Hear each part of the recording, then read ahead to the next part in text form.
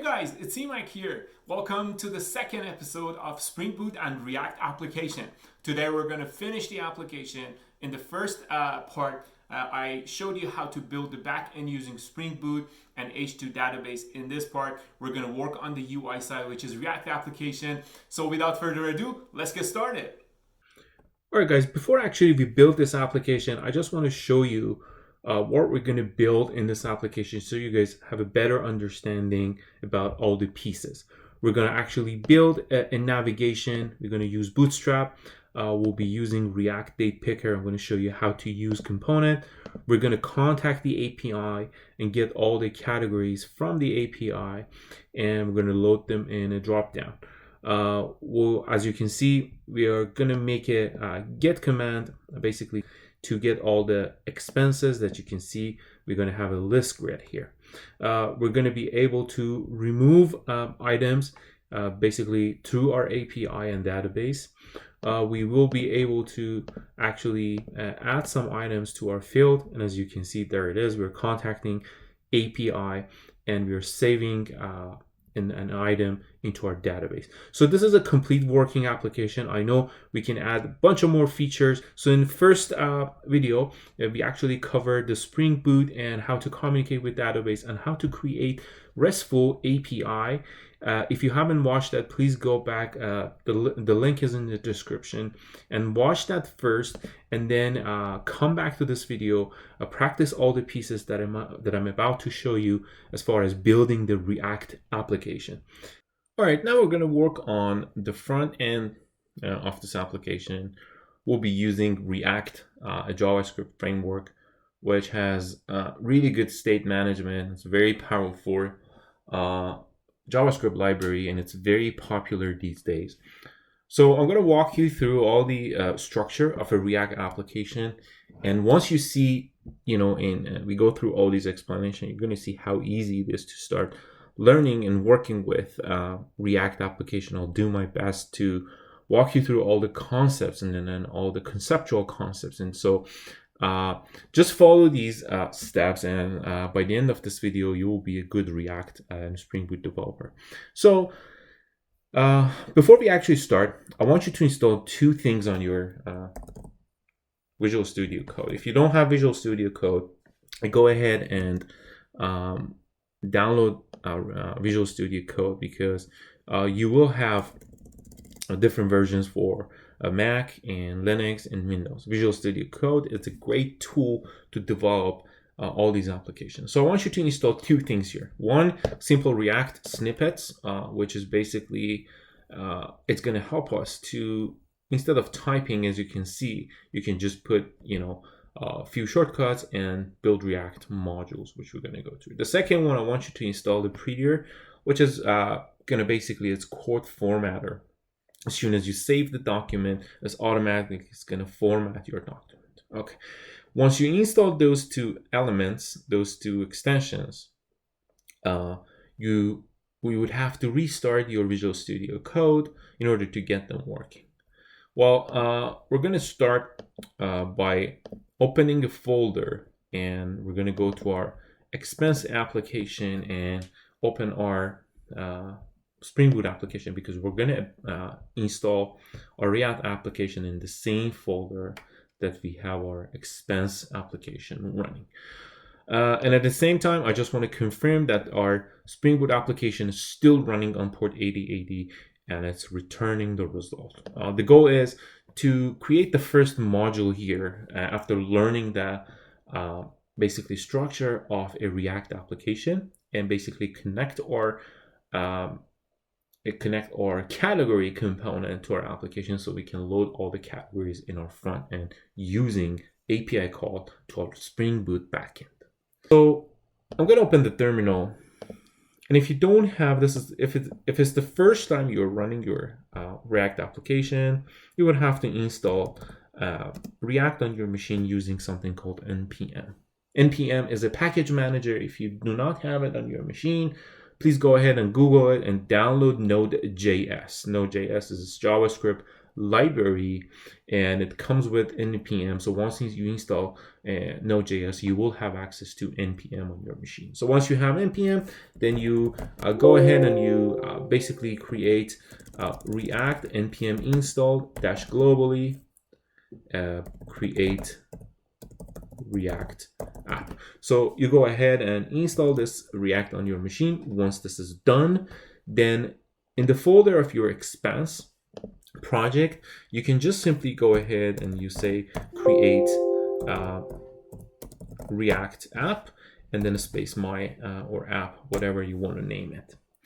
Then we wait a little bit until React creates all this installation, and then we'll be able to start our project. So I'm going to pause this video here so we don't have to watch this installation process. All right, guys, the installation is done, and we do have a folder called app, which I'm going to walk you through all the folders and all the assets we have in this application. You guys have a clear understanding of any React application. But the way we're going to start our application by using npm start, and if you notice, if I run npm start, I'm going to get an error because there's no React application inside expense.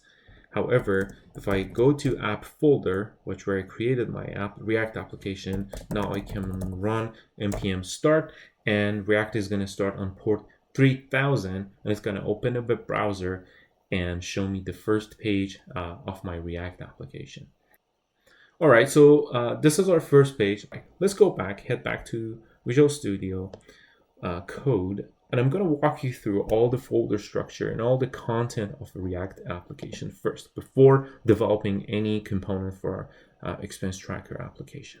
So if you look in our app folder, we do have a Node module. So when you install Node and npm on your machine, when you use npm, by default, when you create a React application, npm downloads a bunch of libraries written in JavaScript. So these are all JavaScript libraries, right, that people in different companies and different entities have developed over time. So there's nothing but JavaScript code in this folder. So just remember, when you install something on your machine, and when you add something to your React project, let's say in order to navigate the user between the different pages, you want to add something called a router, or when you install Bootstrap, all the libraries, they go to this folder, and React automatically npm creates a JavaScript folder and downloads it from a web and puts it here.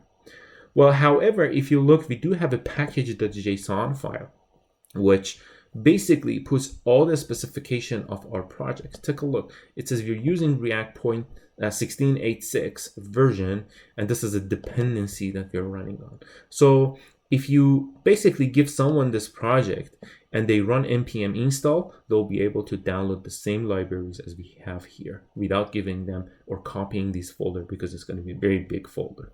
So this is basically kind of similar to our pom.xml file in Springboot application, where we have all the dependencies. This is the blueprint and basically a map to all the specification of our project. Well, if you look further a little bit inside our app folder, we're going to see a public folder. So the public folder, as the name indicates, it's going to be a public facing site of our application. So people, when they go to our website, they'll be accessing our index.html page. Let's open it up. So when we open up our index.html file inside the public folder, we will see a very simple, HTML file, which has a division, and the ID is root. Okay, so this is very easy. We have an HTML file that customers, users will be accessing the HTML website, and it has one division called a div. And if you go back to the web page, this is actually that one division. So inside that one division, we have some contents that we're going to explore. Well, if I go ahead and add something here, test, and save it, and if I go back, as you can see on top left, before that division, I do have a test, which is just a simple text. It's not division. So the way React refreshed this page was actually very interesting, which is the main part of the React application architecture. And let's explore this a little bit further. So React has something called a virtual DOM, right? React has something that's called a virtual DOM. Virtual DOM is basically as a shadow, is a copy of the real DOM, right? And React automatically figures out what part of the application is changed, so the React can go ahead and update the real DOM based on the changes that we have in the virtual one. So the virtual DOM is actually, it's internal to React. It basically tracks all the changes throughout our application. It's very effective in terms of session management, state management, the way it handles the communication and all the updates to the web browser. Well, this wasn't the case in the past, and now this is a modern approach in UI design, and so we're capable of changing specific small pieces of web browser without affecting the other side. So that's a very powerful concept, and you'll see a little bit further why this is so powerful, and because we're going to use this concept a lot throughout this development of this application. Well, so for now, just remember index.html in public folder. It's something that people are going to see when they want to access our website. The second one is called SRC. SRC, it's basically our JavaScript engine. That's all the business logic, all the things that we're going to put in our application, and we're going to connect all these components together and provide great user experience. All these core stuff, it's going to happen in this SRC. So the SRC folder is in charge of handling all the JavaScript side of our project. There is a file called index.js. So index.js in our SRC folder, it's the brain, is the entry point of our application in the private side, right? So we talked about the public side, that people are going to access your application and they're going to pull this index.html page on their web browser and they're going to look at it and interact with it. But what actually handles all the application and updates that public file is the file that's sitting behind that, and it's called index.js inside this SRC folder. So, well, if you look at this file, this is a very simple JavaScript file. It's just got a bunch of imports. I'm going to walk you through all those. But at the end, the way this JS file is updating our index.html file in the public folder is by rendering a component, a piece of JavaScript code. It's called app. And it replaces it with document.getElementById of root. So this is a pure JavaScript document.getElementById. This is how we access a piece of DOM in the web browser, right? This is how you access it, getElementById. This is pure JavaScript. And we're telling index.js at the end, once you're done, you did everything, just replace my component and replace it with the root placeholder. And where is this root placeholder? It's in public and it's in HTML. Here it is. So basically, at the end of the day, your index.js, it's going to do some actions, it's going to perform some calculation, and it's going to render this component that we name it app, right? And it's going to replace it with the root div in index.html, which is this guy. Well, so far, so good. This is very easy. Now, I just mentioned that this index.js, it's the entry point of our application. So this means if I want to have more components, more libraries of JavaScript components, I can simply have different div, like let's say div number 1, div number 2, and div number 3. So I can add different divs to my index.html file and add different components, app 1, app 2, and app 3, and basically return and replace all the pieces in my application, in my web application, with different components that it's basically rendered, that it's built by JavaScript technology. So the React DOM, it's the virtual DOM, right? It basically renders and it recognizes all the changes in the application and updates the real DOM. Here's the real DOM, get document.get element by ID. So this concept gives us a lot of power. Imagine if you're building an application, you can add a different libraries. You can have a different components. So this app component that we just imported here and used it could be developed by a different team, by a different company. And we're kind of importing that component and putting it inside our Node, our React application, right? Another team can give us another piece of technology that we can just plug it to our application without knowing what's going on exactly inside that application because it's been maintained by a different team. So having a modular application will give us a lot of autonomy in terms of developing React applications. And this is a good thing because we can have very small pieces, very small modules, very small components that they work really well together, but they do one thing and they do one thing really, really well. So if I have a cart app, component, and I have a search, I have a checkout, I have a payment component in my, e-commerce website, I can have different modules and I can include them over and over in different part of my application. If I need the search function, search module in different pages in my application in different location, I can just simply go ahead and import that module without rewriting it, without having really tightly coupled to my page. And when I want to change one thing, I just need to change the main class because all the imports is just going to get a copy of that version of my module and import it and start using it in their application. So this is a very great loosely coupled approach in terms of UI development. We can have different pieces, different components being imported into our application and being used in different places over and over without us redeveloping, things over and over. So in this example, if you look, we do have another file called app.js, which is being imported in this section. And I'm going to go ahead and open this file. Well, this is called a JavaScript component. This is a component that we imported into this application and we are using it here. I'm going to go back to app.js. I'm just going to walk you through this function. Then we're going to remove this file and we're going to build our own category component. And we're going to start calling the REST API that we develop using Springboot. So in app.js, if you look, we are importing React, right? And a CSS file and a fav icon, right? And a logo. I'm just going to skip those. What really matters here is that we do have a function that this function returns as something looks like an HTML file. But this is not actually HTML. This is called a JSX, right? And JSX is just a specific format of HTML, right? It's a JavaScript XML format, right? And then this is how React deals with HTML.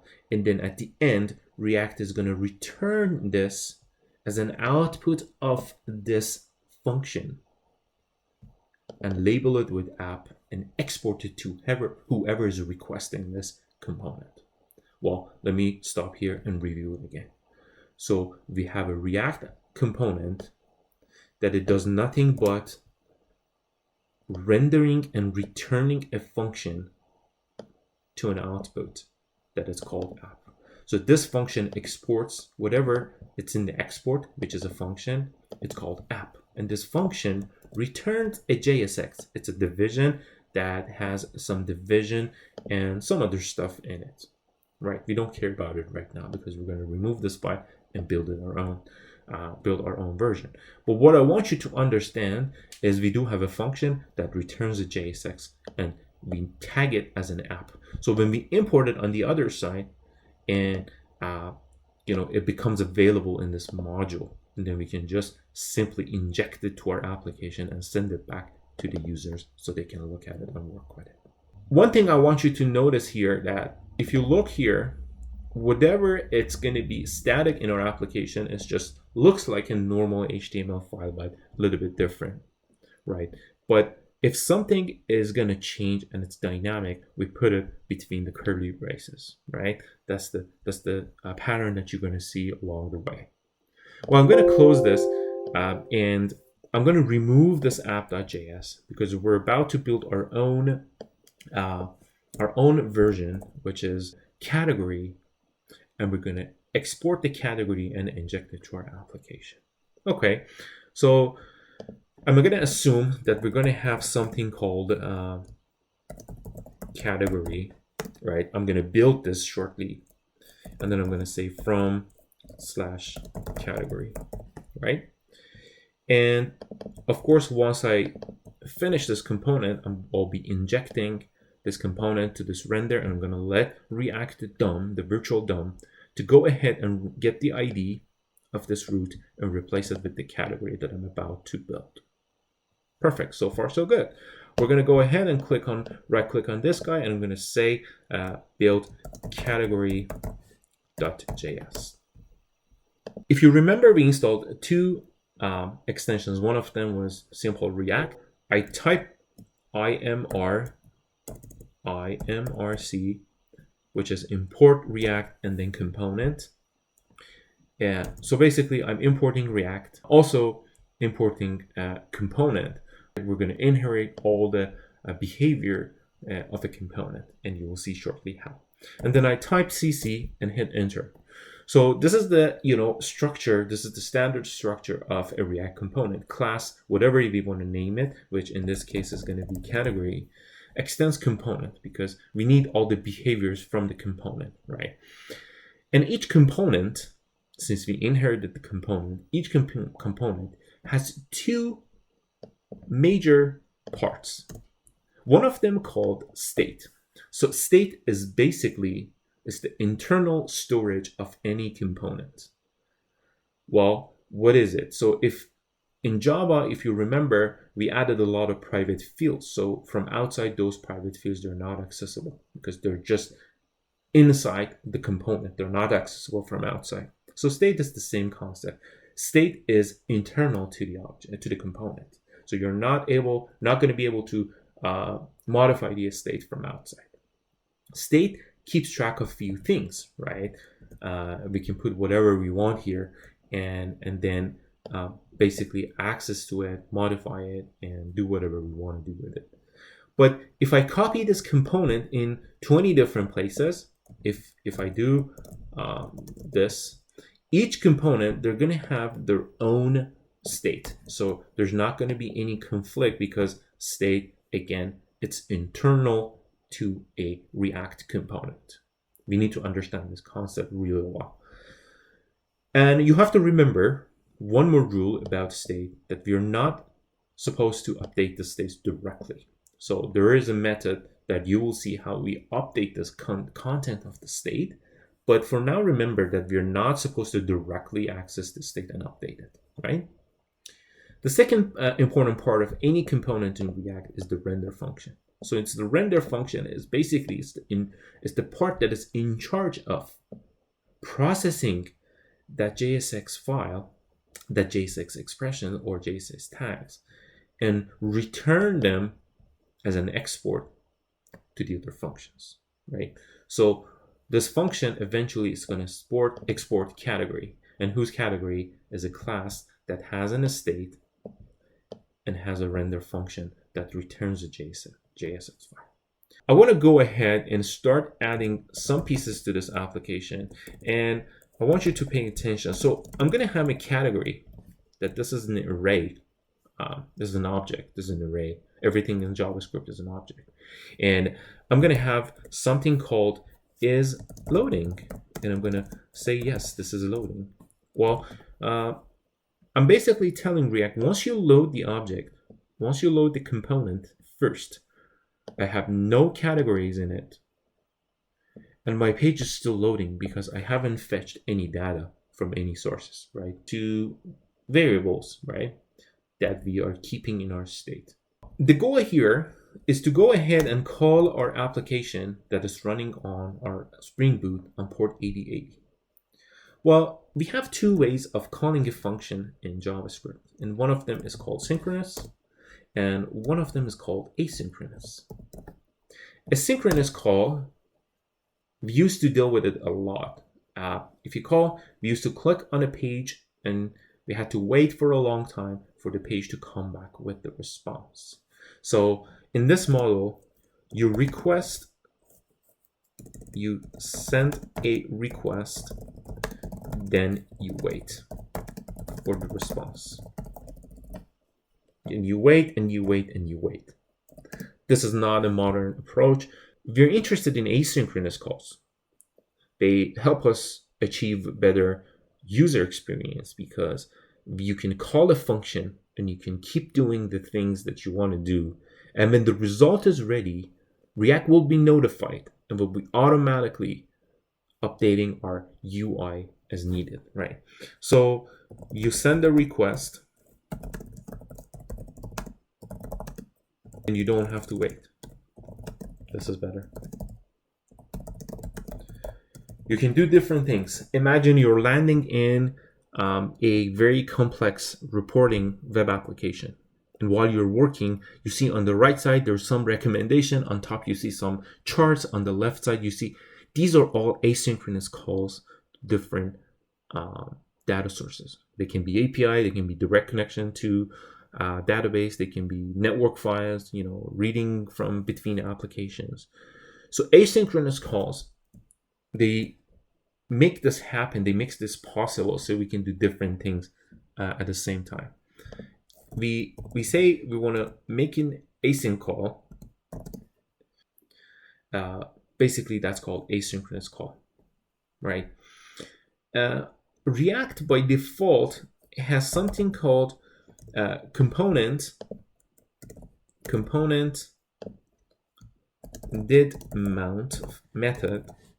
Tells React, as soon as you mounted the component, as soon as everything is mounted and it's done, make this asynchronous call to a Springboot endpoint, which is going to be stored in a constant variable, and we're going to say await, right? Because that's the part of async call. You make the call and then you wait for the fetch to pull the result, and then it's going to be API/categories. And if you go back to our application, so this was the address that we're looking at, right? Well, what's happening here, we are making a request to this endpoint, but the problem is this application, it's running on port 8080, and this is 8080, and our React application is running on port 3000. So how do we make this work? If I make a call, it's going to be localhost 3000 whatever, and then it's going to add this, which is not going to be a valid request because we are not running the endpoint on port 3000. So the way we can actually fix this is by adding a proxy to our application. Well, what we're going to do here, we're going to kill this application, Control C. We hit Control C to stop the application. And then we're going to go to our JSON.package, and we're going to add a proxy to our application. And the reason we're doing this, because most people, when they are running the front end and back end on one machine, they need to proxy all those because they're running on different ports and different URLs, right? So what we're going to do after scripts, I'm just going to add it here, and I'm going to say it's going to be proxy, and the proxy that I'm about to add, it's called localhost 8080. There it is. http://8080. Well, this is a proxy, and we put comma, and then it goes to the next one. So we add this proxy as part of our package.json, but remember, you have to stop your application and again start it. Well, now app.cd, cd.app. So we're going to make an asynchronous call by using async and await fetch call to this endpoint. And we're going to save this response into a constant called response. The reason it's constant because we're not supposed to change the result that we're getting from the backend. And then we're going to have another one called constant body, which is going to be basically await, same thing, from the response.json. And now we're going to be able to set the state. And the way we set the state is by using this.set state. Remember, I told you you're not supposed to directly modify the state. This is what I'm talking about. If you want a change the state, you have to use set state. Otherwise, the result will be disaster. You're going to end up having a lot of confusion in your application. So please make sure you use set state. So we're going to use categories. Well, categories, it's an array. And we got the JSON back. So of course we can map this body to our JSON, to our array, right? And then we're going to say is loading, which we have in this state, and we're updating, it's going to be false because we just loaded all the data. In our render function, we're going to say, let's create a constant. And this constant basically has two pieces. The first piece is going to be categories. And the first thing is going to be is loading, which is exactly equal or state. So this is going to be this.state. And if you pay attention, our state has two pieces, and my constant, I could do constant at this dot, just get the variable one by one. But this way, since we have two variables in our constant, this will be automatically mapped to the same variables that we have here. So I'm going to say if in my state, if is loading, if it's still true, it means we're still loading data. Then return only a small division and put loading in it, right? Because we are still loading. Because we're still waiting for this asynchronous call to go ahead and download all those data from our endpoint. If we don't have any data, then we're going to have to wait more and more and more. Otherwise, if we don't have that, then it means we are ready to actually return some real data to the user. And the way we're going to do that is by simply creating a JSX division. And we're going to have a division. We're going to put something like H2 here, right? And we're going to write this categories. And now we're going to have a dynamic side, right?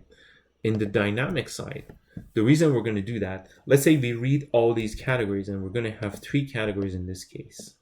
So we need to kind of loop over this JSON object and write these categories one by one on the screen. So the problem is we don't have for loop in React application in the concept. So how do we do that? The way we do that is by using something called map. So in the map, basically you say, get the categories that you have in the state that you just got from our endpoint, Spring endpoint. Get that guy and create something called category.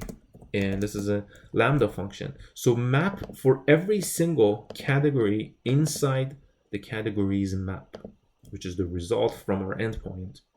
Create a div for me. And inside that div, I want you to put the result in the curly braces, which is category dot name. And for every single div, I want you to assign an ID that is called category.id. And if you go back, this ID and name is actually part of our response, right? So we're assigning ID to every single division so they're unique. And also we're writing the name of the category as a body of the loop that we're about to build. So what we did here, we just created a loop and we are iterating this category using a map, and for every single category we are creating a div. So we should have 3 divs at the end returning from this function to the front end. Well, we have everything ready here. We're going to save this guy, and we're going to go back and we're going to check our file.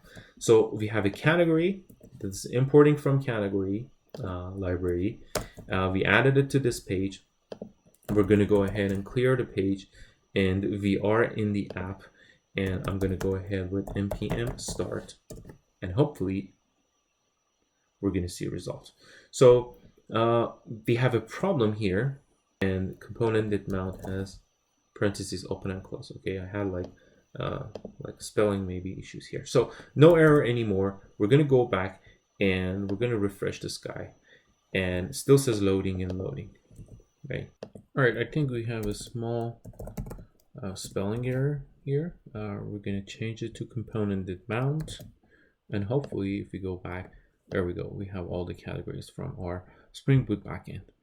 So we're able to successfully connect to our Spring Boot backend and initiate the command to pull data from our REST API and show them in our React UI. All right, guys, we're going to add a few features to our application. We're going to create a home page, basically, because categories is just going to be basically one page in our application.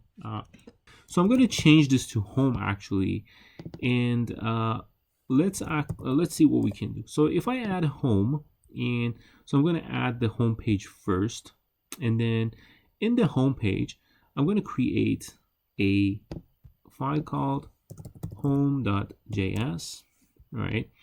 And of course this is going to be IMRC.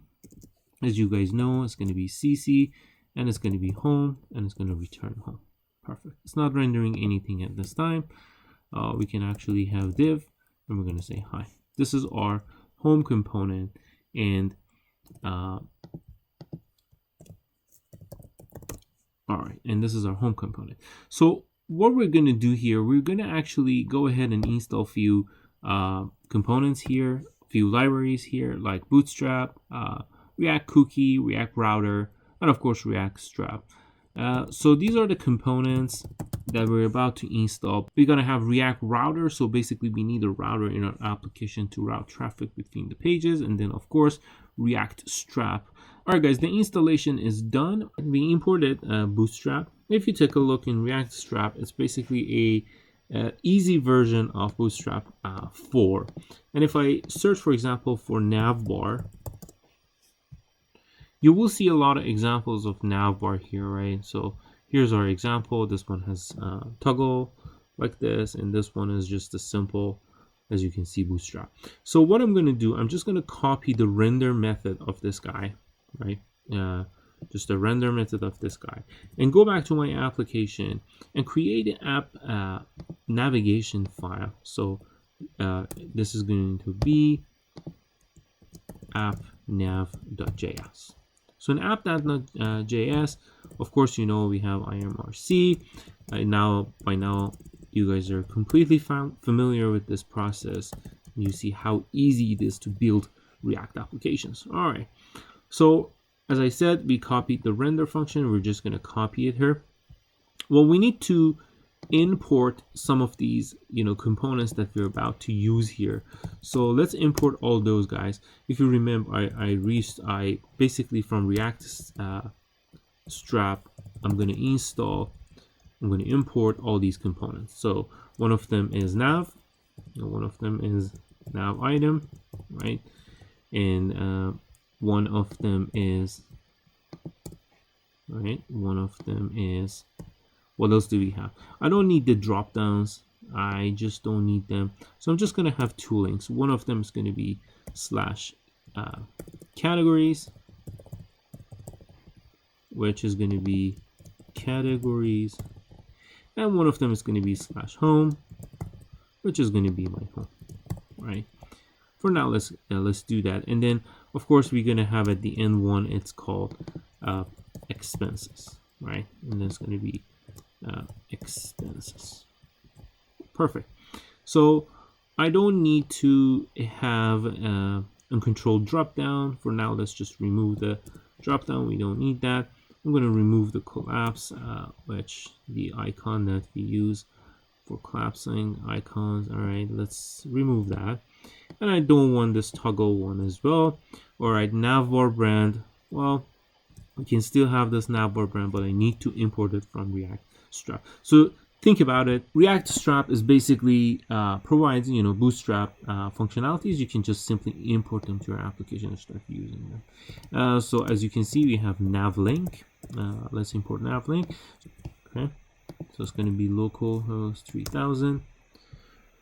Perfect. We still have the categories. Now we're going to go back. There's no error. That's what we wanted to see. So AppNav should basically export a, and I'm going to change this to expense tracker application.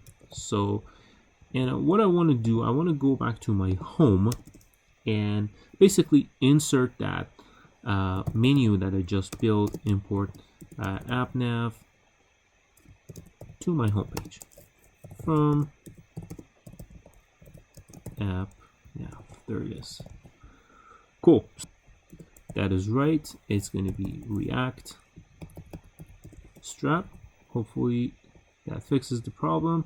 It says navbar is not defined. So see, I told you I have to basically add all the pieces that I'm using. There it is. It says hi.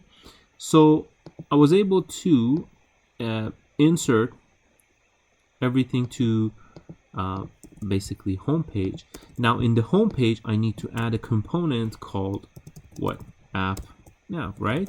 Very simple. Take a look.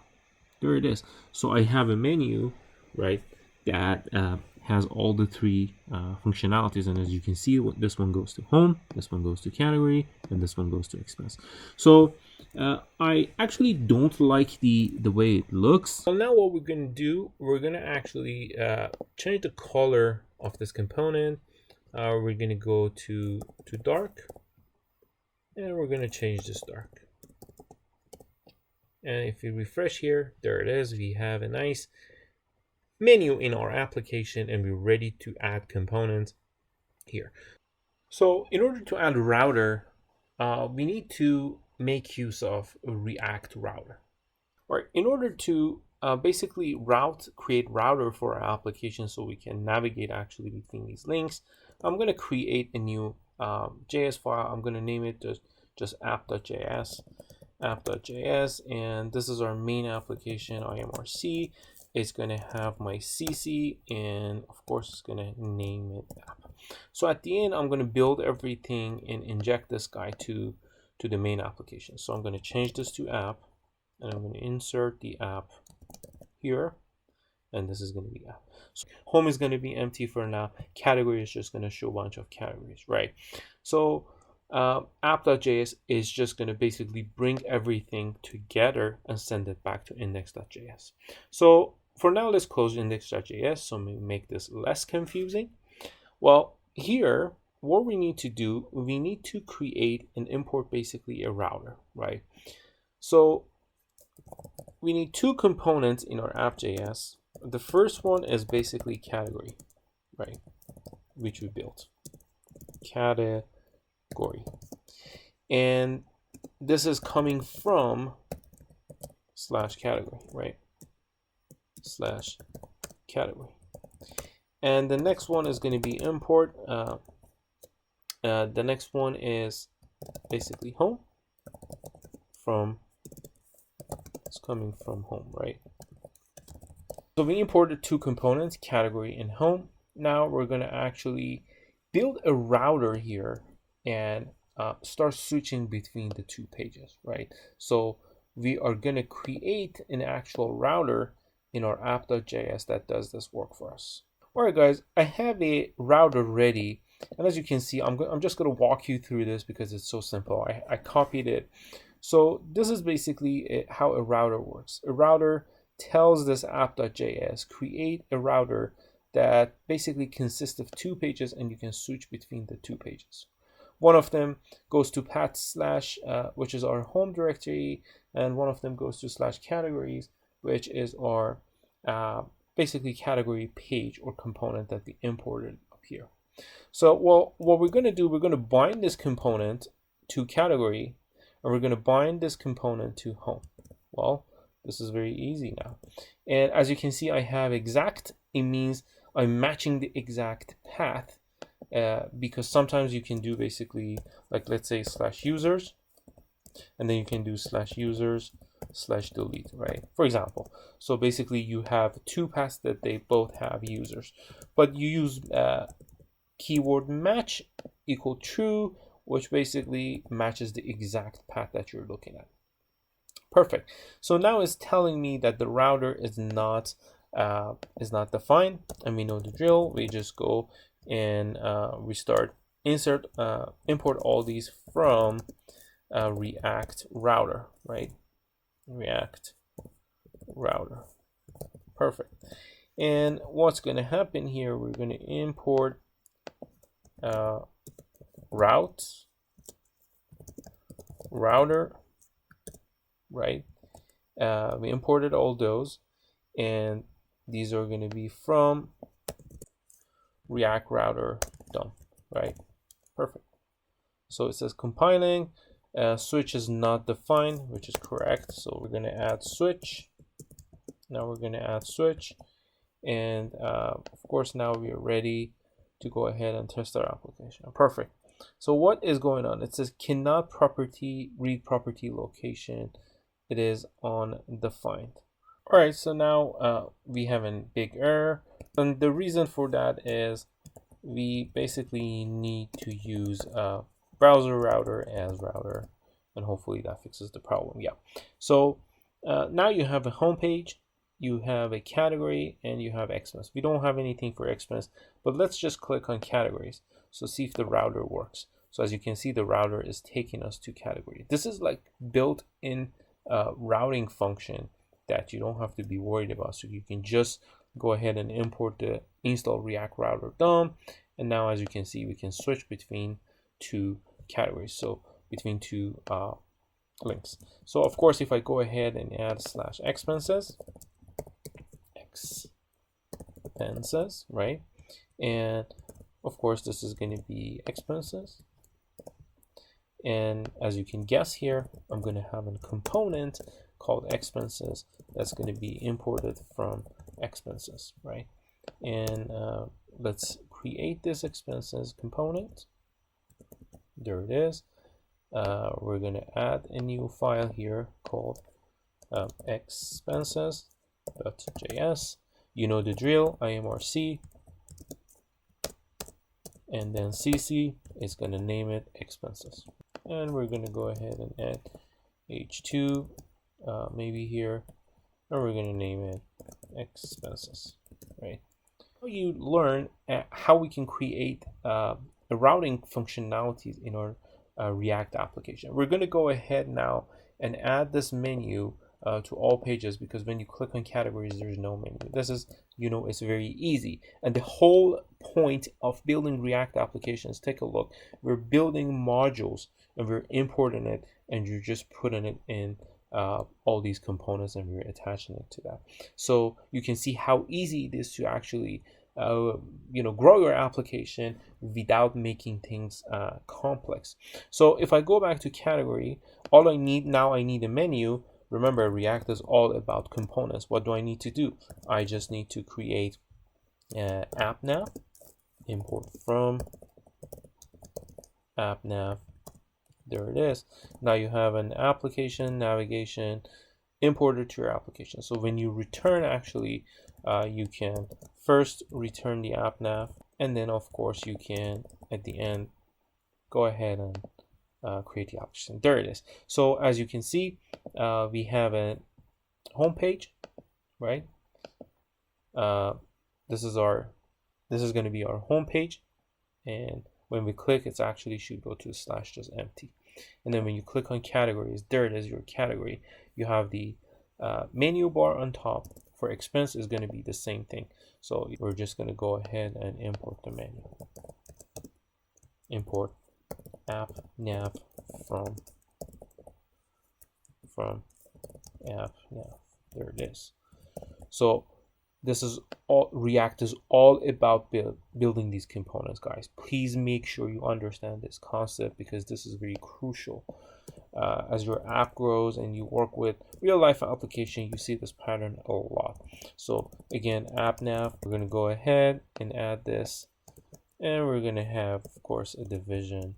That's going to be a closing part of this app. All right, guys. So if we go back, the page is empty. Oh, of course, I forgot this.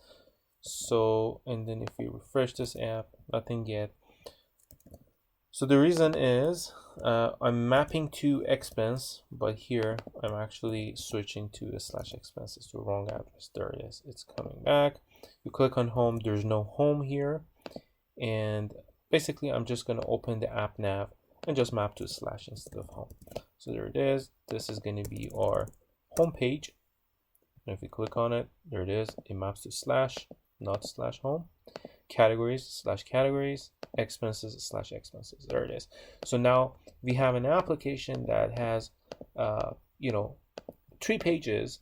We used a React router and basically navigate between the pages and load the components. Again, I want to iterate this concept that when we build React applications, right, we make use of components, right? Take a look. In home page, we imported AppNav, which was a module that we built using JSX. It was a simple bootstrap menu, right? But once you build that component, you can just simply import it and inject it to any other page. Take a look in home page, in category page, and in expenses page. So we just added this module to our pages. So all the 3 pages, they now have access to that menu. So now you can imagine by using the power of building components, small components in React, you can build really interactive and powerful GUI interfaces. So if I wanted to actually draw a simple map here for you, so you guys have a better understanding, and this is going to be the final explanation for this piece. We're going to move on building more features. But before we proceed, let me give you this idea. So we created app.nav, right? You guys remember that, right? And then this is going to be an arrow, right?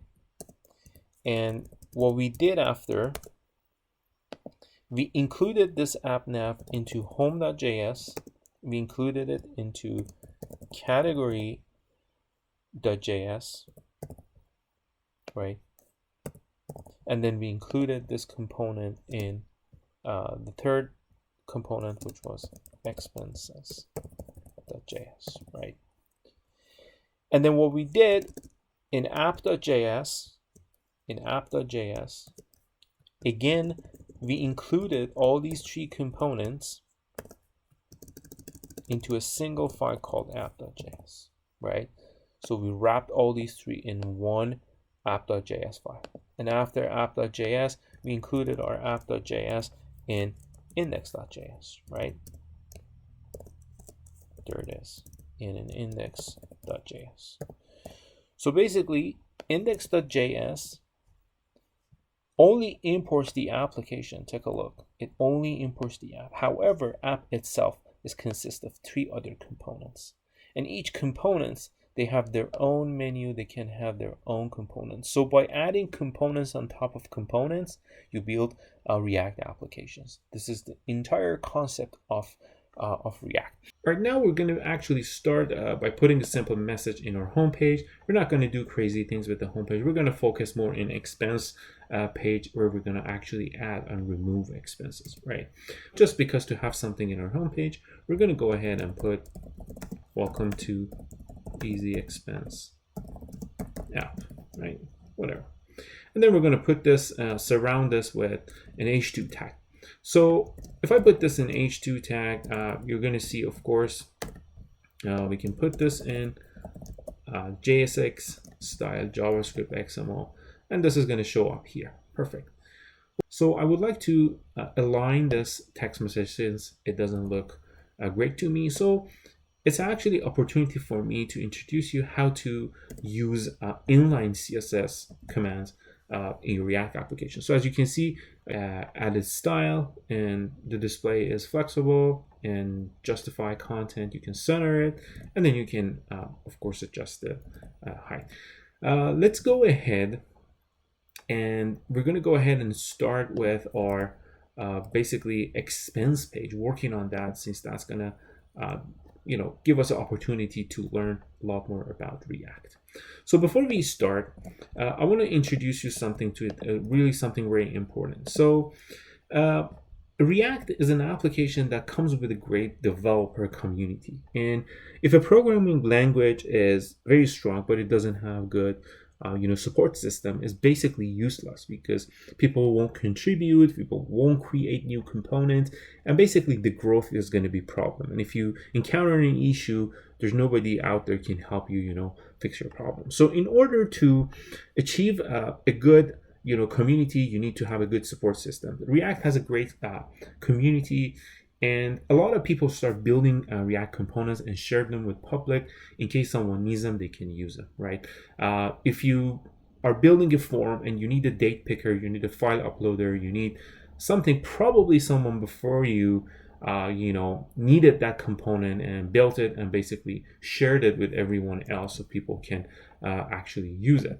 So I'm going to introduce you. We're going to go ahead to NPM website. As you can see, there's a component in the package section called React Date Picker. And as you can see, there's a lot of weekly downloads, and it tells you how to install it on your machine. So this is a very good, nice, good looking, of course, React component that we can use in our application. There's no need to build this, and start basically inventing the wheel. So you can just use other people's code and libraries to complete your application. So we're going to go ahead and do the same thing. Remember when we add --save, basically we add this dependency, which is React date picker, to our application, basically package JSON file. So whoever has that basically JSON file can run npm install and download all these components and dependencies, because these dependencies is always consume a lot of space. You don't want to ship them, so you just give them the config file, which is package.json, and you let them basically install their own environment. We're going to start by actually importing a date picker, right? Because I just installed it, right? Date picker from React date picker. There it is. So I just imported date picker from this website, and whoever built these two guys, they let me use their code because the license as well as MIT. It means it's free. So remember, with all the components, always take a look at the installation and instruction and how to use and configure it. But for this specific example, you need to install the CSS, because otherwise it's not going to look nice. It's just going to give you loaded, on a random place of the page. So remember that you need to, of course, download the CSS file. Perfect. And of course, we have a CSS file, which we're going to add some, functionalities to it. Let's import as well our /app.css file. Perfect. And we're going to go ahead and start creating our form, right? First of all, very simple form where we can actually have, some fields and maybe a date picker, since we imported into our application, and start using it. So the idea behind this date picker in this example that I picked, the component is, it's a very common component, but the point is you need to understand, you need to remember, if you need something before you build it, before you make decision, I'm going to spend 2 weeks building this component, make sure you search all the possible options out there. If there is something that you can use or modify, take advantage of it, because people write code. It's a great community, and share their experience, share their code, so you don't have to waste time building things that it's not your core business. All right. Let's go back to our application. Now, in our application, we're going to go ahead and actually start writing some code regarding our form. All right. So how do we do that?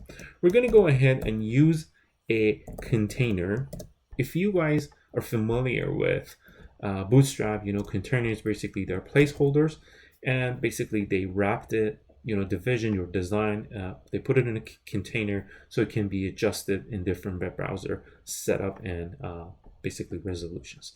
So we're going to go ahead and start by using a tag called form, right? Since we're going to build a form, and inside the form we're going to have a bunch of form groups, right? Form groups, perfect. Actually, form group, not form groups. And inside every single form group, so now we're going to actually create a label for a text box that's called title, right? And we're going to close this guy and we're going to name it title. And then we're going to go ahead and create input type. It's going to be a text, right? And then we're going to name it text title. We named it title. We're going to add an ID of title, right? And we're going to say on the change, when user types something in the text box, we're going to actually connect to a method and ask the method to handle this change, right? We're going to deal with this method later, but when something changes, we're going to call a function called handle change on this object. Well, now what we're going to do, we're going to just close this guy, and we have a form group, and we are basically done with the first component. What we're going to do, we're going to add a few more basically other pieces like category, right? Of course, we're going to change this category to a drop down so that people can actually use it as a drop down. Category, and when something changes, we can actually use the handle for that as well. Perfect. We can actually remove the end tag and just use the slash as we're closing this option. All right. So we built the category, right? And the title is for category. Perfect. So we have category, and now we're going to have something else called, for example, date, expense date. Expense date, it's going to be date. Expense date, it's going to be category, and I'm going to replace all these. We're going to add a location, maybe where that expense occurred.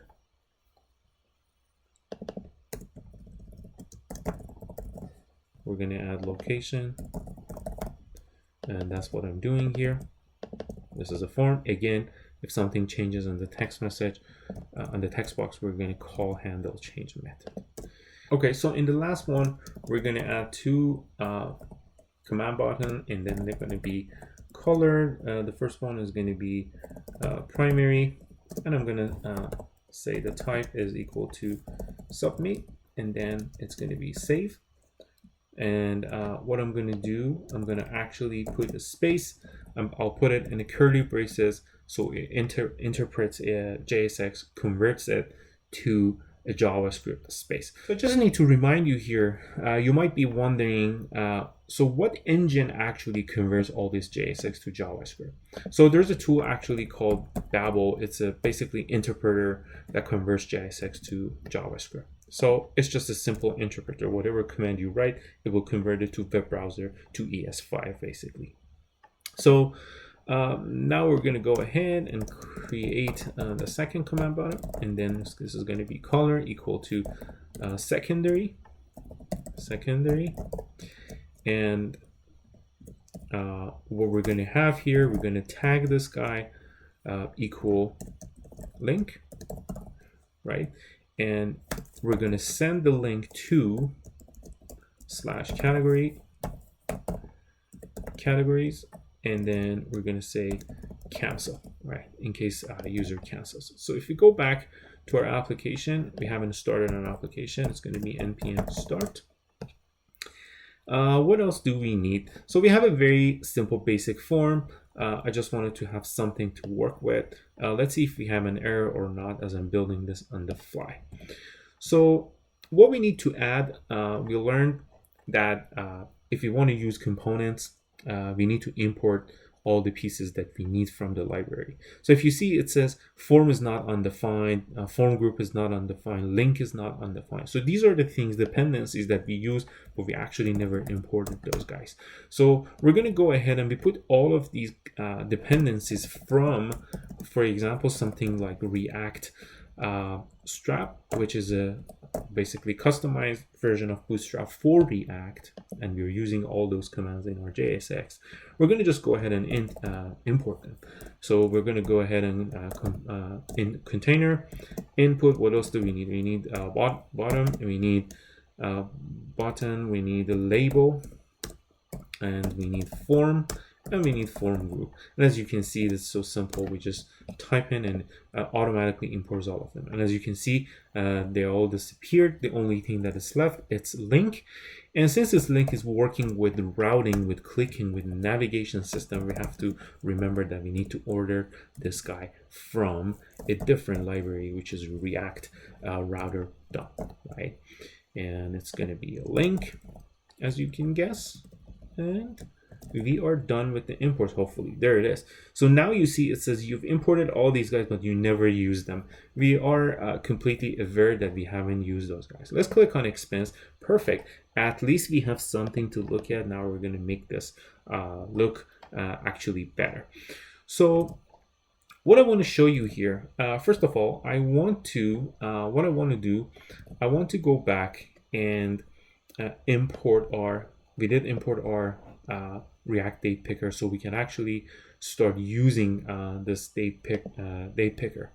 So let's scroll down and where is it? Okay, right here. Perfect.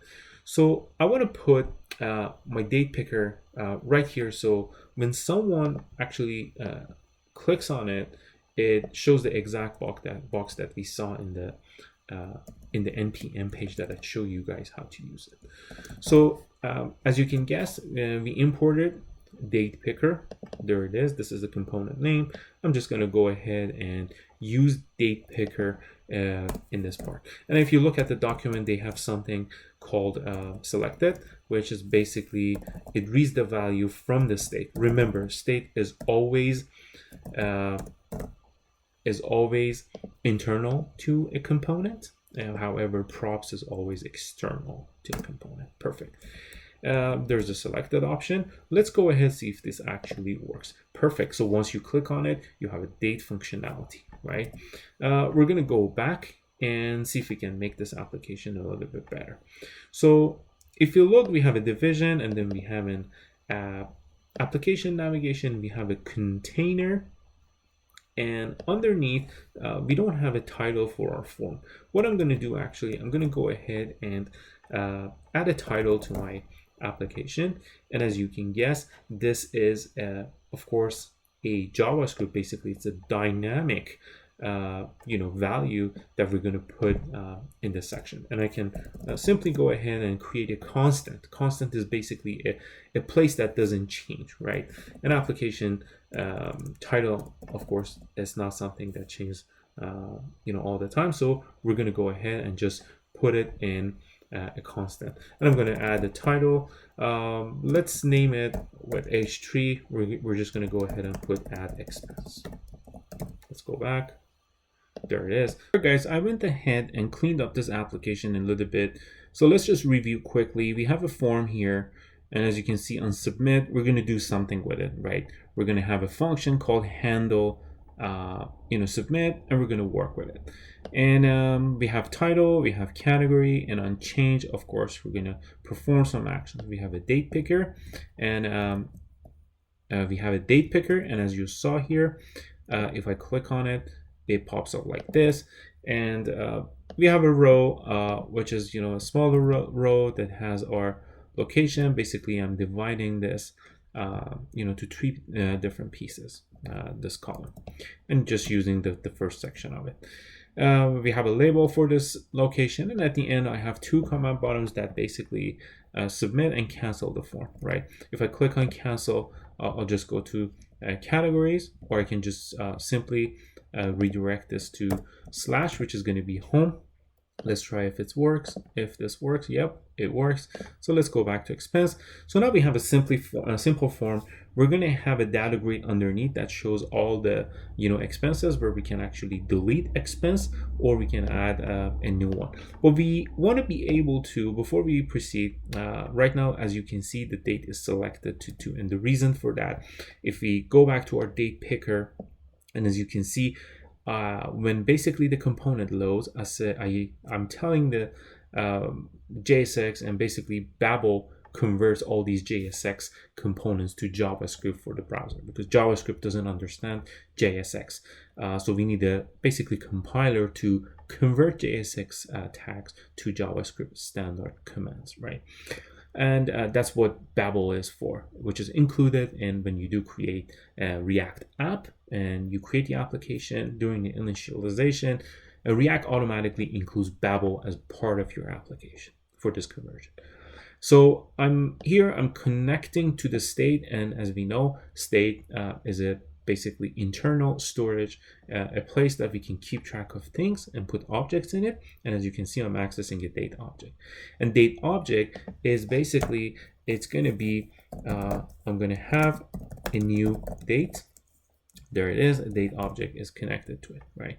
So we can keep, and as you can see now, as you load the page, it automatically binds the value that it connected. And when you click on it, of course, this is coming from the React component that we installed from npm website. All right, so far so good. I'm going to add my place. I'm going to have a category. I want to be able to click and automatically select from dropdown and add some title and save my expense. So of course we know the Springboot side of this part is not ready. We're just going to add 3 simple methods to handle this delete, remove, and get method. Well, before we do that, let's see if we can populate this category with all the list of categories that we've built so far for our application, right? What we need to do here, if you go back, if you take a look, we're going to make an API call, right? An API call is going to be to the endpoint. If you recall, we practiced this before. It's going to go to /API/categories, right? So what's happening when we want to call an API, there's a pattern. So we learned that we can add something that is loading, so we can basically create a handshake. When the data is ready, we can basically cancel this loading, convert it to false, and start just showing the content. Otherwise, we'll just keep showing loading and loading, right? It's very easy. And I'm going to have expenses, right? This is going to be basically an array of expenses that we're going to load and populate to our API. But when component loads, initiates, it's basically an empty just array object. Perfect. So we learned also as well, when we want to make an API call in React, we can use a method called something component did mount. So when basically immediately after component is mounted to the page, it's going to make the API call. This is what we use. And we talked about async calls because in modern application, we want to make sure we make a call. We don't have to wait for the response. We can just go do other things until the result is ready. When the result is ready, React is going to basically update the DOM with the data that received through the API. All right, so here we're going to create a constant called response. Again, it's a constant because, why is it constant? Because we are going to have a constant path basically called API/categories, right? Remember that. And in the next section, we're going to have a constant called body, because we're not going to change it. We're just going to read it. And this is going to be a wait because we are making an asynchronous call. So async always goes with the wait, right? So we make a call, we send the request, and then we'll wait. Basically, a wait says when we fetch data, when it's ready, I'll let you know as soon as it is ready, right?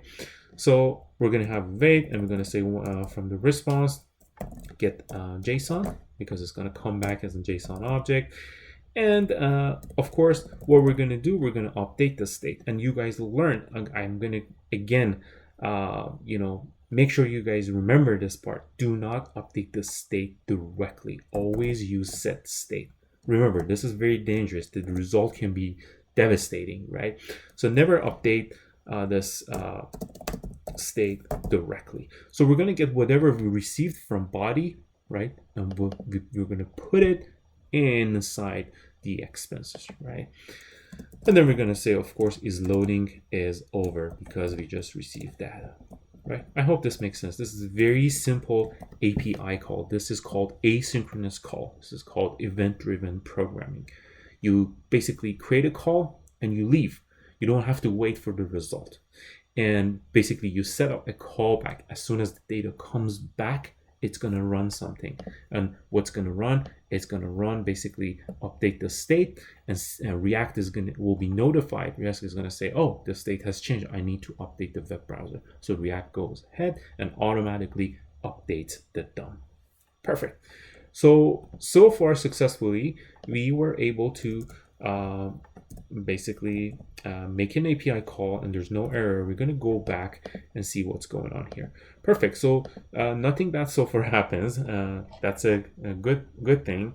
Now what we're going to do, before actually we bind this to our web page, one more piece here. So we're going to add one more constant here, and this is going to be basically our expenses, which is basically this object, and of course is loading, right? And this is going to be equal to this state. And the beauty in React, the beauty of this section is basically React already knows that the state has two components, right? One of them is basically a data, and the second one is the handshake. It's basically a flag that lets the application know that, hey, I'm ready, I'm done with fetching data, you can go ahead and update the DOM. So, and it's going to basically, when we write the command like constant, this is basically creating two constants that basically reads all the values from the DOM, right? And so it's going to look for these two and basically populate these two values, right?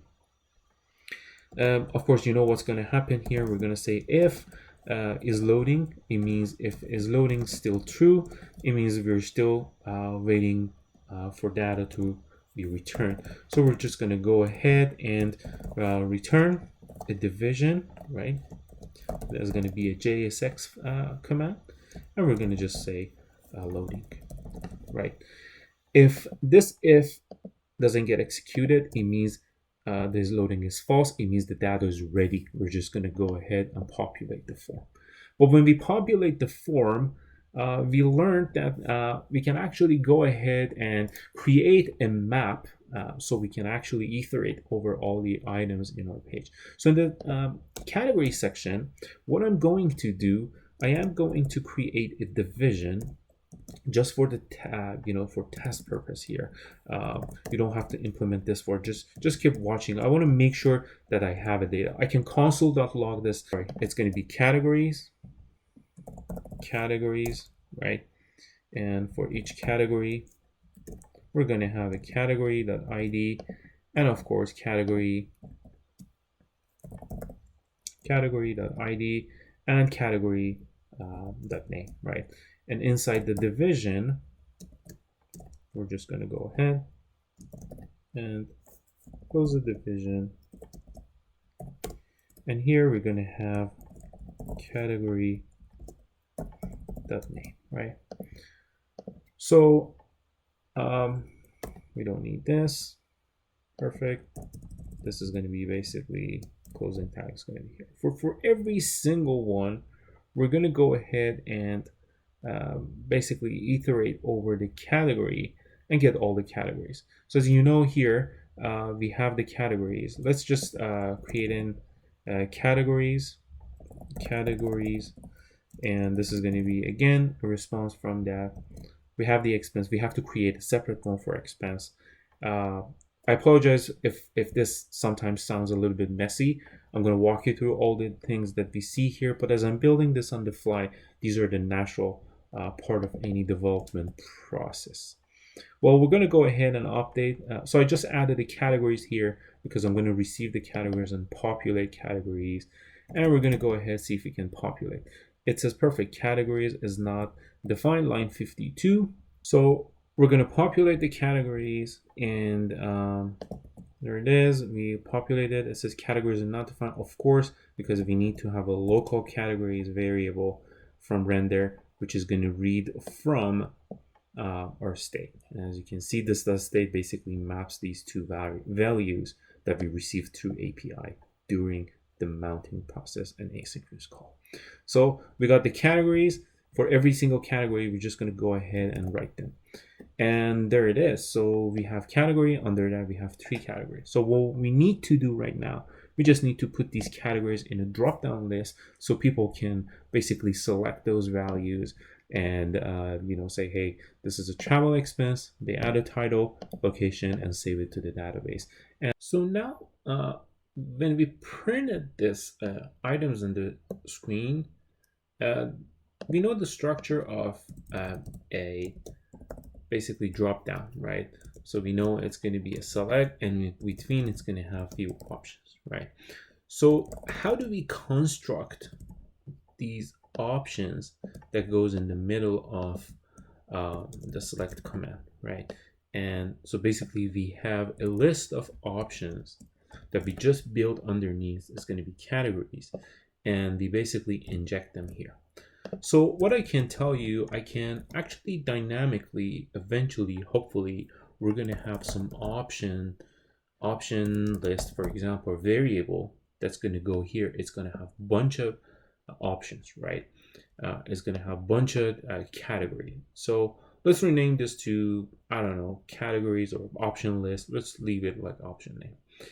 If we go back, so before we return, if this if doesn't get executed, it means that we receive data from API call, right?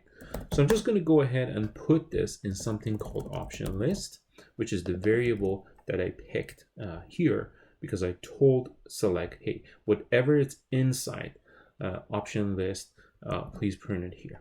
Perfect. So I have the option list there, and I have the option list here. I'm going to put this in a variable, and I'm going to use let keyword instead of var, because this is a the right way of storing data in JavaScript. So I'm just going to use let.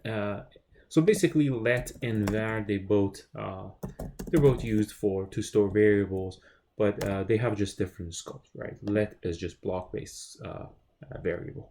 So as far as scope, so let option list will be equal to categories. It's going to go through all these parameters, and basically it's going to store them in a variable called option list. And this is going to have basically create a bunch of categories and hopefully populate them in our form. So we're going to go ahead and come back to our category. Nothing is printed, and of course for the div, we're just going to change them to option, because we need this function, we need this variable to generate all the options so we can inject them inside the select. So now we're going to go back to our web page, and hopefully we have all the variables from API endpoint here into our database, into our application. All right, so since you guys are familiar with how to create a controller and repository, we're going to move a little bit faster. As you can see, I have expense repository, which basically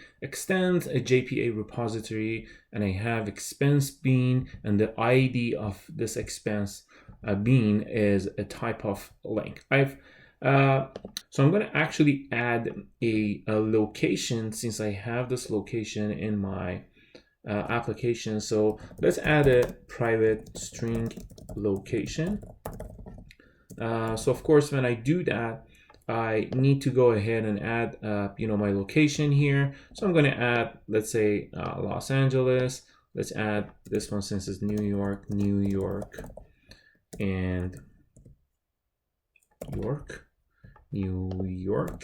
it's going to be a New York trip.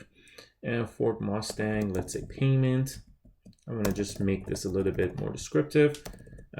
Payment, and then Grand Canyon, let's say trip. Okay, with family. All right, and this can be actually business trip. Perfect. This looks better. So Los Angeles, and this is going to be, let's say, Grand Canyon, and this is going to be Arizona. All right. Sorry. Arizona. Perfect. Now, once we have these data and we added the location, we're going to go back to our repository. In repository, we have, just a basic JPA repository, which we extended the interface. All right. We're going to close that. We're going to go back. What we're going to do for our expense, again, is going to have /API at the front. And then what we're going to do, we're going to actually auto wire. In the other one, I use constructor, but I just want to make, show you guys the both, side. When you use auto wires, you're basically telling Spring container, hey, get a copy of this guy and give it to me, basically set it up, I want to start using it. So it's going to be an expense repository, and we're going to be expense repository. Perfect. So we're going to go ahead and move on and create a get mapping, right? Get mapping is just to get the data. We're going to be / expenses.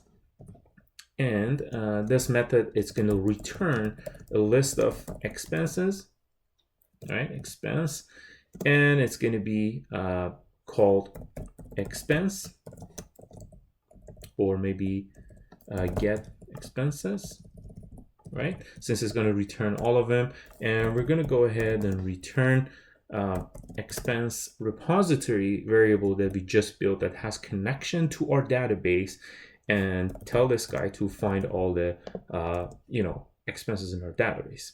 So we're going to go ahead and create a delete mapping as well, and our delete mapping is going to be basically will be posted to expand to the same URL, right? But it's going to of course have /ID, which we know we're going to pass it, and we're going to remove a specific ID from our database. And this is going to be, as you know, it's going to create and return a response entity, and the response entity, we're going to say whatever. So when you use basically question mark in Java, you are using a generic model, as basically you're saying a list response entity of whatever you put in. But we know the whatever thing, which is the question mark, is going to be an expense. But for now, we're just going to go ahead and say delete expense. And the delete expense, as you know, it's going to have path variable. Since the ID it's in the path, it's going to be a path variable, and the type we know it's going to be long and then ID.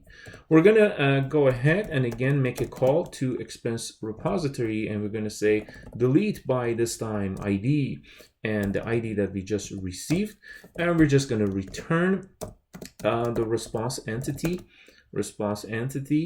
And this time we don't need generic, and it's going to be an OK, and we're going to say just build. So basically we're not going to return anything, we're just going to remove it and return a successful message. And of course at the end we're going to create one more method called post mapping, which is going to basically help us add a new expense. So this is going to exactly go to the same basically endpoint, and it's going to be response entity. This time I'm just going to use expense, since I know I'm expecting to return expense, but here I just don't know. I just wanted to show you guys how generics work.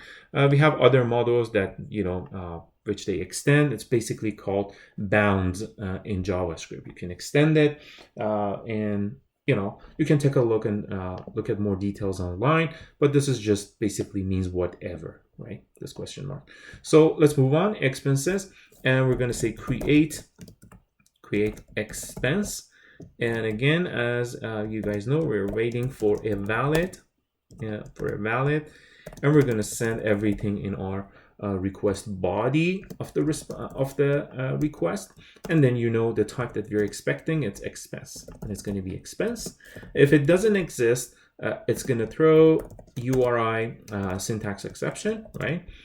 And in the next part we're going to have expense, and this expense type is going to be result, meaning because we know we're going to get a response, and it's going to be expense repository dot save whatever we received, and we received an expense from the body request. So we're going to go ahead and return a response entity, as you guys know, response entity. And this response entity is going to basically we're going to create a URL. It's going to be new URI of the new basically resource that we just built. It's going to be API / expenses / but the rest is going to be plus result. And the result and we're going to get the ID of this expense, right? Because it's going to return that, and we're going to get that, and we're going to put that in the body. There it is. get ID. Sorry, this is going to be outside dot body, and inside the body we're going to put the result. So basically the expense that we just received. We're just going to return the URL of that address. There it is. We're done with our API. We have get mapping, delete mapping, post mapping. I'll let you guys add the post put method if you want to update. So it's basically same thing. You can just do it yourself. Let me know if you have any questions. So we're going to go back and now to our basically endpoint. So we have the categories. So of course, if we have expenses, we're going to click, boom, there it is. So we have our endpoint returning us all the expenses that we have in the database. And all these expenses, of course, we know during the boot time, if we put some data in database, that's where they're coming from. Well, there is one small problem in this response. And as you can see, when we initiate a response, we're getting a user information back. This can be really bad if you return password of the user. That's going to be really bad because you're going to, if someone for some reason finds access to your endpoint API, they're going to basically have all the passwords in your system. So you don't want to do that. Sometimes you do not want to send piece of information back to the user. And in this case, if you're logged into this app which in real world you'll be logged in, that the system knows who you are, what you're doing here. So you will basically have all the session ID and information, so you don't need to resend this repetitive data every single request. So I want to basically exclude this piece of data from my return, from my response, right? Well, what it's returning is basically this guy, right? Because it's returning expense date, location, description, and category, and at the end it's attaching a user. But we want to have this relationship, we want to keep this relationship, but we don't want to return the user information every single time. So there is a annotation called JSON ignore, and once you put it, basically Spring is smart enough to understand that you do not want to include this guy in the response. Let's see if it works. Perfect. So we just excluded our user from the response, because in real life application it makes sense to just not include it in that. Well, this is great. Our endpoint should be working now. We're going to go back and actually try our endpoint. Let's create a get command to our expenses, and there it is. We have it. I'm just going to go ahead and copy one of these results. To just want to see if I can post a new one. Let's go ahead and we're going to go ahead to post, and what we're gonna do here, we're gonna actually issue a post command, and we're gonna choose body and make sure it's on JSON here, and we're gonna copy one of these guys as you saw, and then paste it here, and see if we can make a request. So since the ID is manually managed, I'm just gonna, the last one is 102, I'm gonna use 103. And I'm just going to change this to, I don't know, to today's date, 7/4/04. And then I'm going to just say, I don't know, this is going to be a test method, test item in my data set. And it's a travel, same thing. Let's post this guy, hopefully it works. There it is. It posted and returned the URI of that thing that we were looking for. So now if we go ahead and issue a get method to our endpoint, we should be seeing the new expense in our database. There it is. We just added this item to our database. In order to make sure that we actually did that, I'm going to go back to H2 console. I'm going to connect to my database. I'm going to select expense and run it. There it is. The last one is there. The user ID, we can include it. It's up to you. But anyways, let's move on, and we're going to go ahead and issue a delete command. Let's delete. There it is. Delete. It's going to go, our delete command is going to go to, based on our controller, it says send it and /ID. So it's the same endpoint, and we're going to say 103. Hopefully we're going to see 103 removed from our database. Now we're going to go ahead, and if you remember, we didn't send anything. It's just the status code of 200. It means the request was successful. We're just going to go ahead and now make a call to our endpoint to expenses, 103 should be removed, which that's the case. So we know so far our get, post, and delete methods are working. So we are ready to move on to the next step, which is our application on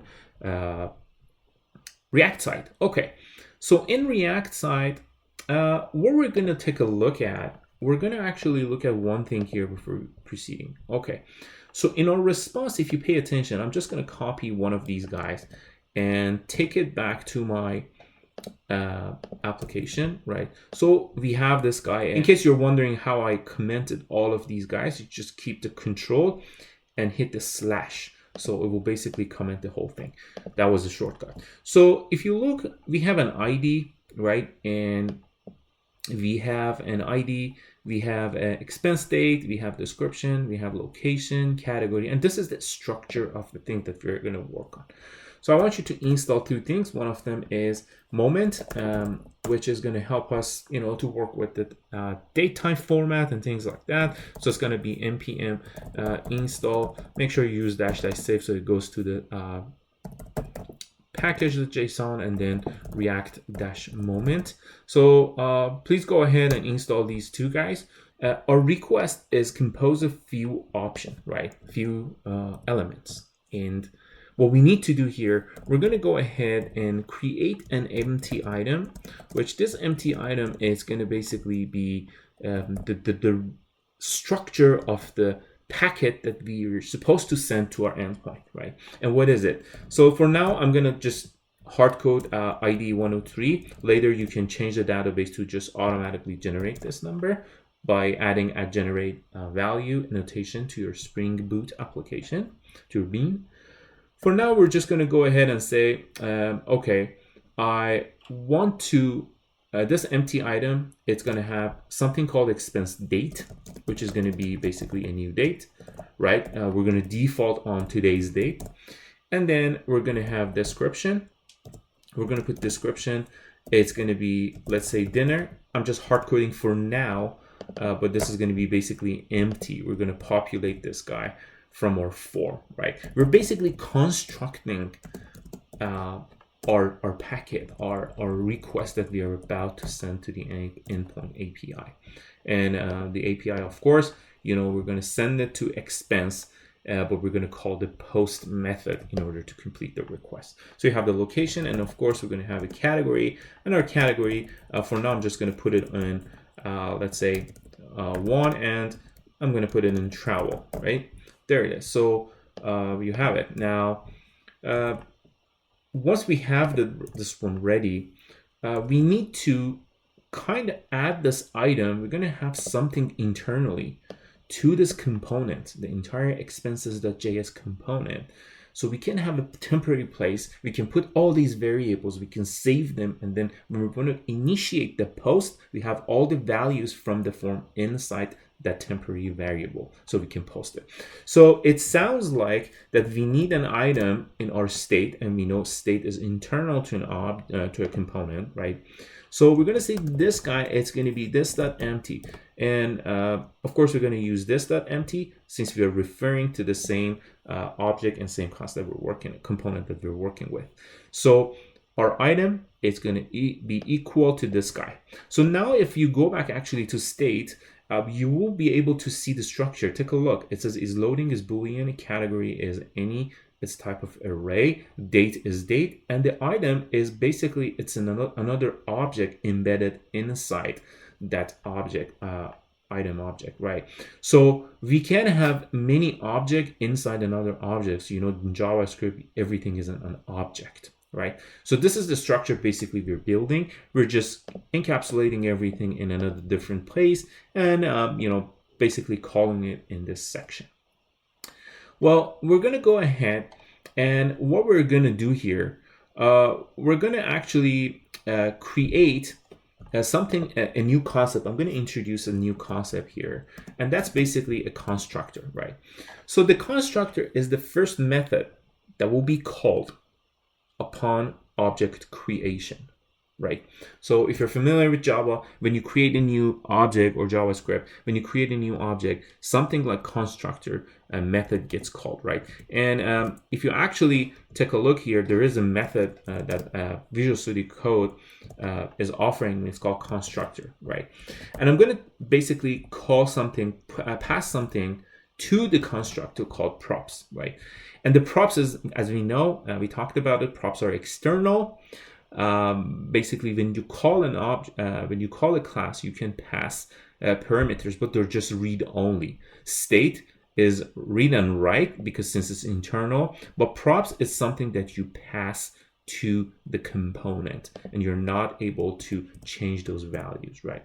So when we construct this, by law, we have to pass all these to the parent component. So we're calling this basically the constructor method in our superclass with the same data that we receive. So we're basically just passing the data to our superclass. And why are we doing this? Because we extended our expense class, and it's extending our component class. And component, if you want to take advantage of everything in component, we need to basically initialize our component so we can take advantage of all the things that component offers, right? So we use constructor, and then we pass basically everything. And as you can see, when I hover on the super, it says constructor reacted component. So you're basically passing all these props to the parent class. So inside the constructor, and as I mentioned, constructor is the first method that it gets called. So this is basically a great place to initiate our state, right? Because we know it's the first time that the object component is loading. So what I'm going to do, actually, I'm going to move is loading and all these guys now that we have the state, and I'm just going to move them all here.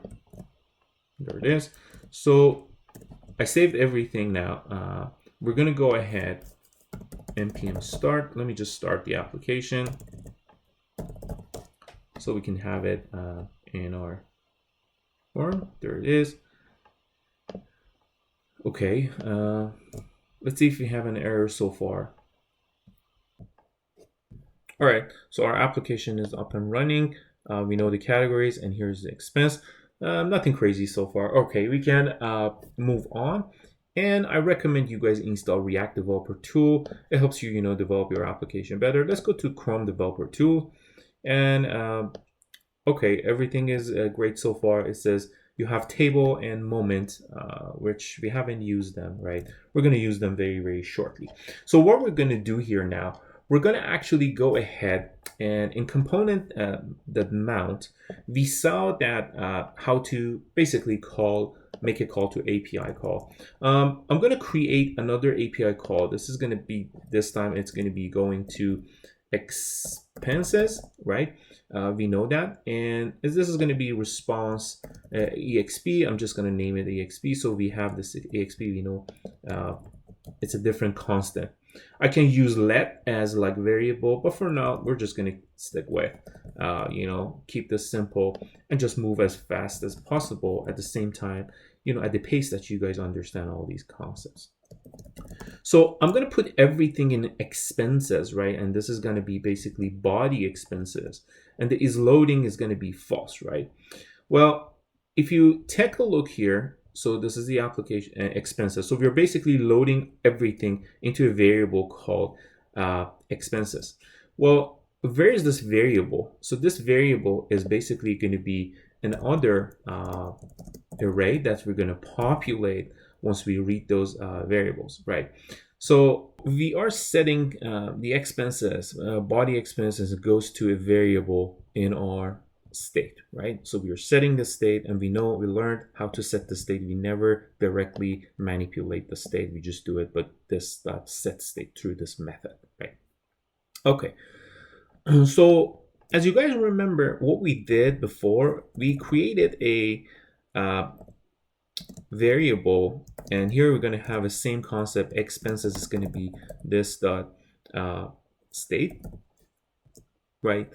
And we're going to put that is loading after the second call, because if the first one is still going, because we have 2 API calls, we're going to wait for the other one.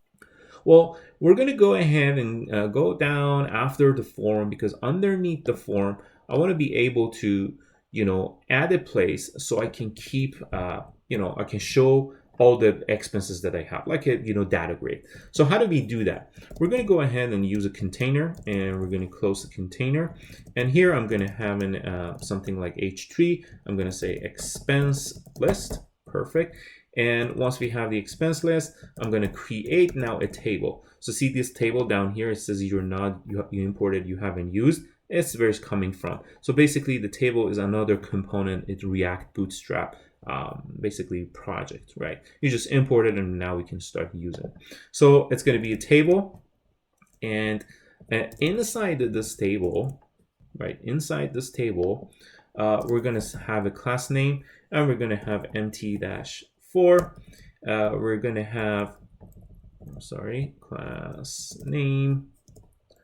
It's going to be empty-4. You will see now why. And then as we're going to have a t header, t head, there it is. And now in the t head, we're going to have basically a few TRs. For t head, we're going to have one, of course, underneath. When we load data, it's going to be a bunch. We're going to use the same technique that we used. This is going to be basically, let's say 20%, right? T head, th. Let's say create a th, and we created that. And what if we add a width to this guy? Right, there it is, dth. It's going to be equal to something. So we're going to just copy this guy and then maybe paste like a few more. And you can just adjust on your own, the way you like it. I'm going to just put category here. Since it's going to be just a title, I'm not worried about it. I can adjust it later. Let's put 10% to location. Since location is not very long, string, this is going to be 20% of our table. I'm going to put description here, and the description, of course, I'm going to put it capital for description. This is going to be 10%, and I'm going to put actions here. Action. So if I save this guy and if I go back to my front, there it is. I have a container, and as you can see, I was able to adjust all these guys. You can change it the way you want it. I can put like 30% for my description. However you guys like it, you can just adjust this. So the point is, we're going to load a bunch of data from our API into this page. So what's going to happen when you have the th, right? We finish this guy. Now we're going to go ahead and we're going to have a t body, right? This is basically table body.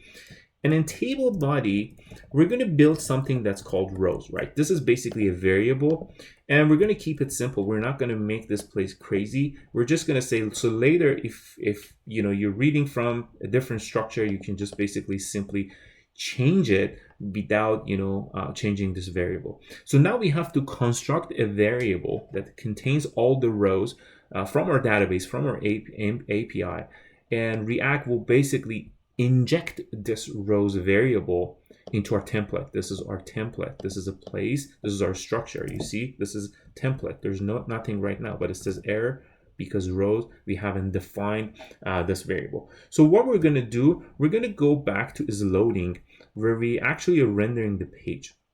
All right, so we learned how to load a bunch of variables, a bunch of rows, or a bunch of variables from an API, and how to iterate through them using map, because there's no such a concept, such a loop or for, something like that in React. So we're going to go ahead and create that rows guy that we're expecting to see. So this is going to be, again, since we loaded everything into expense and we loaded, now we have access to this expense guy in a render method, because it used to be in the state mode when we initially made an API call when component did mount happened. We update the state, we read the data back into our render function from the state that we just updated, and now we're able to use this expense right here, and we're going to use a function called map. As you guys know, this is very easy.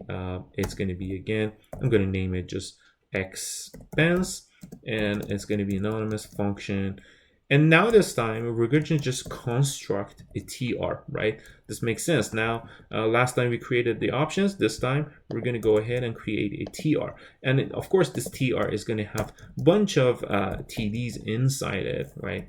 And I'm just going to go ahead and copy all these guys and see what we can do. So the first one, right? The first one is going to be TD, and inside the TD, we're going to have a variable. We're going to inject the expense, because for this basically translates to for every single expense in expenses array that we loaded, do the following things over and over until you get to the point, to the end. So it's going to be expense dot we can use let's say description, maybe, because we know expense has description, right? And if you're not sure about it, there it is. Expense has description. Expense has expense date, right? We're going to go back. We're going to go copy this guy. We're going to put it here. It's going to have expense dot location. Since the second one is location, we're going to put the third one. It's going to be expense dot date. Expense dot date, right? So it's basically expense date. Excuse me, expense date. And the other one, it's going to be expense dot, what is it, category, right? Let me make sure. Yes, it's got category. And then at the end, we're going to have a command button that is going to basically remove the record from the database. We're going to put this just into SM. Since it's going to be a small, I'm going to put color equal to danger. So make sure if you're removing it, it's not by accident. And what we're going to do, we're going to actually say on click, when you click on this guy and this delete guy, so it will call a function in this component that we're going to name it remove. And what we're going to pass, we're going to actually pass that expense.id, because our delete function in the backend, it's expecting an ID. And this is what we're doing here. Basically, we're calling remove, and we know the endpoint requires the ID in order to make the call for delete function. So we're going to shortly basically define this remove function. For now, we're going to make a call to categories, and then we're going to collect the name part of it from the categories, because expense, if you recall, it's got two parts, right? Expense, when it returns, it's got two variables, right? One is ID, one is a name. And the way you access that is basically you say inside the expense, inside the category, and then name. If there's more, you just divide it by dot. This is how you access to more layers within an object, right? Perfect. So I'm going to go ahead and try this application. We're going to have probably a bunch of errors. Perfect. It says expense, the category, that name, and it says name is undefined. Let's fix this error. So this is actually, it's going to be expense.category category.name. So if we wait, React is going to refresh. There it is. We have a list of our functions. It looks a little bit funky here. We're going to fix that, and we're going to see what's going on here. So we actually created, let's see, description, which we are loading description underneath. For location, we are loading location underneath. For category, the next one is category, and then category, and then date. We forgot to add the date, right? Let's add the expense date, or maybe we add date here, and let's see. So there it is. So you have the category, travel, date. We just loaded all the data, but this doesn't look fine. Let's go into see what's happening. So we're going to have button size this. I'm sorry, there I made a mistake here, and this needs to be basically button. Let's go back, and this should be fixed now. And of course, the button size SM danger, and I misspelled danger. Finally, there it is, guys. Now we have a basically complete data grid. We can add more functions, but now you guys know how to read the values from the database and bind it here. So I'm going to go ahead and construct the delete function. Once we fix the delete, create the delete method or remove method, we're going to be able to actually make calls and remove data from database. So as you guys can guess, we're going to make an asynchronous call. We're not going to wait until, as you guys can guess, we're going to make an asynchronous call. We're going to create an async remove method that receives the ID, right? And this is going to be very simple now. And we go here and we go await.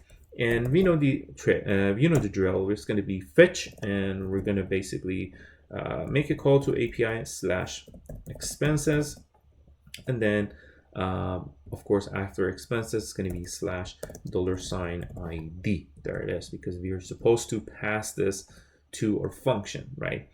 And then we're going to go ahead and say comma, because we need to send some more data with our request to the endpoint.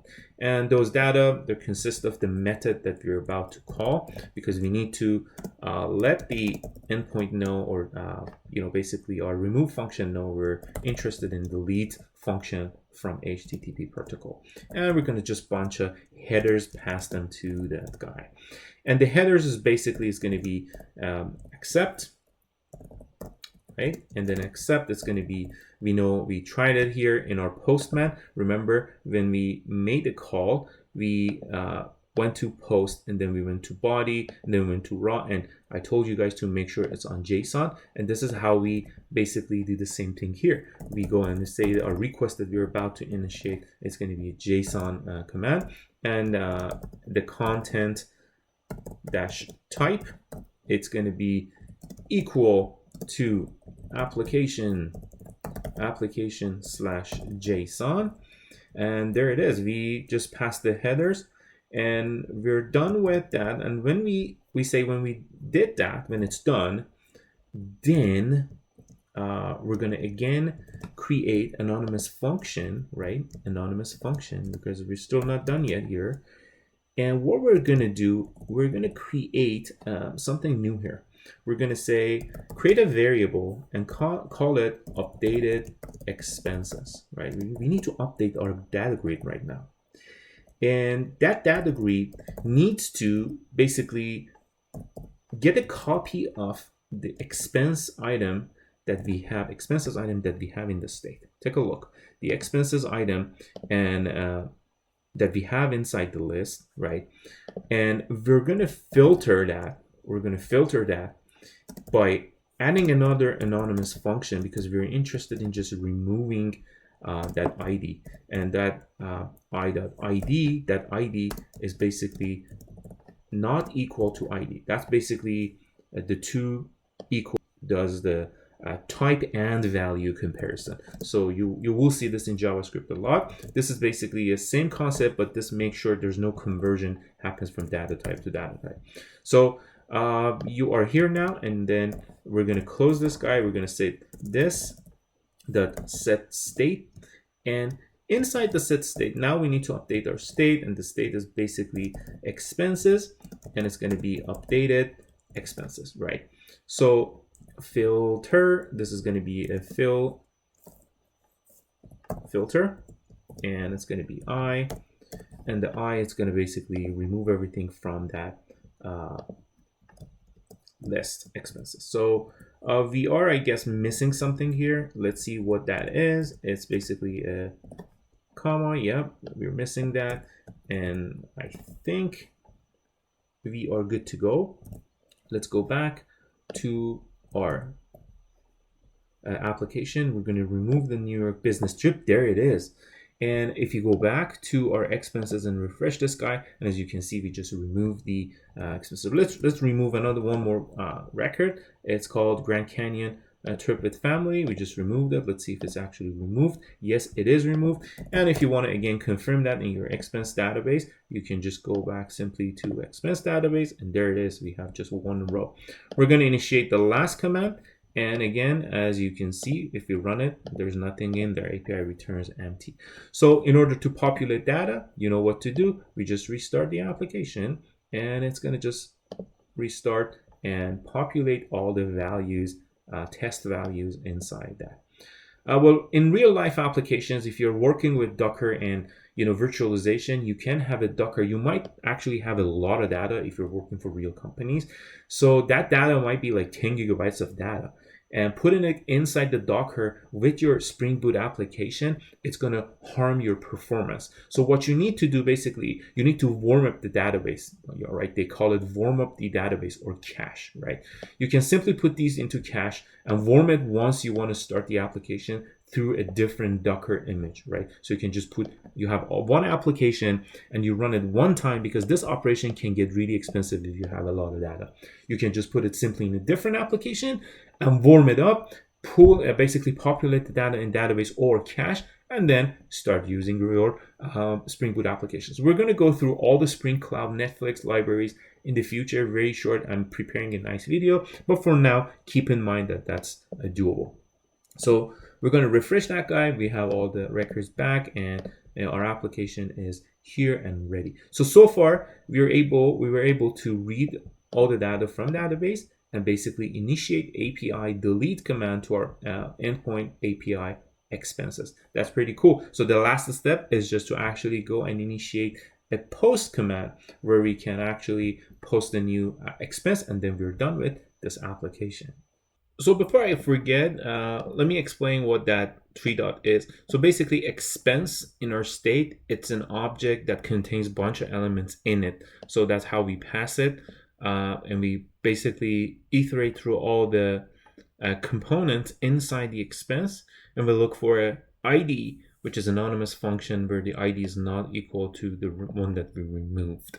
And then we update the list because we did not make a second API call, right? All right, so now we're at the point that we're ready to actually go ahead and grab some data from our form. And then once we have some data from our form, we can go ahead and issue a save command, your basically post command to our endpoint. So remember, the goal of this application to show you guys how to start building a React Spring Boot application. I understand that you can add many features to this application, make it nice, and we can continue working on this application forever, adding authentication with API, I don't know, Google authentication, Facebook authentication, search functionalities, security features. I understand all those, but my goal in this video is to get you guys up and running. Just you have enough to start actually working on real life projects, right? You know how to create an endpoint, how to work with Spring Boot, how to create and start and set up a React application, how to read data, how to initiate API commands. These are the things that basically I wanted to cover, and let's proceed and finish this application. All right, so if we go back to our application, we are looking at the form. Let's go to the form section. There it is. We have the form. I've added a function called onSubmit. Call a function called handle submit, right?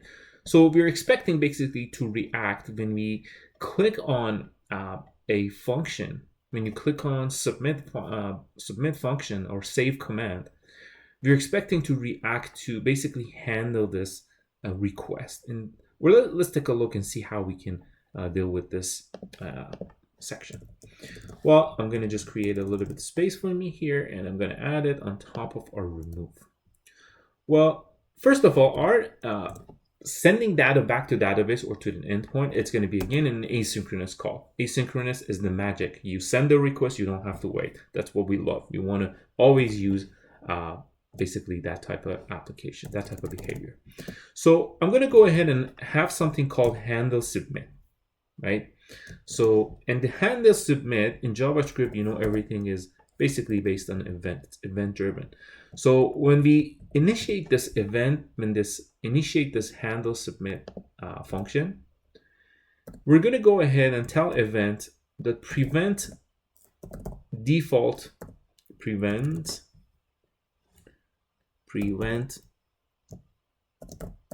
default.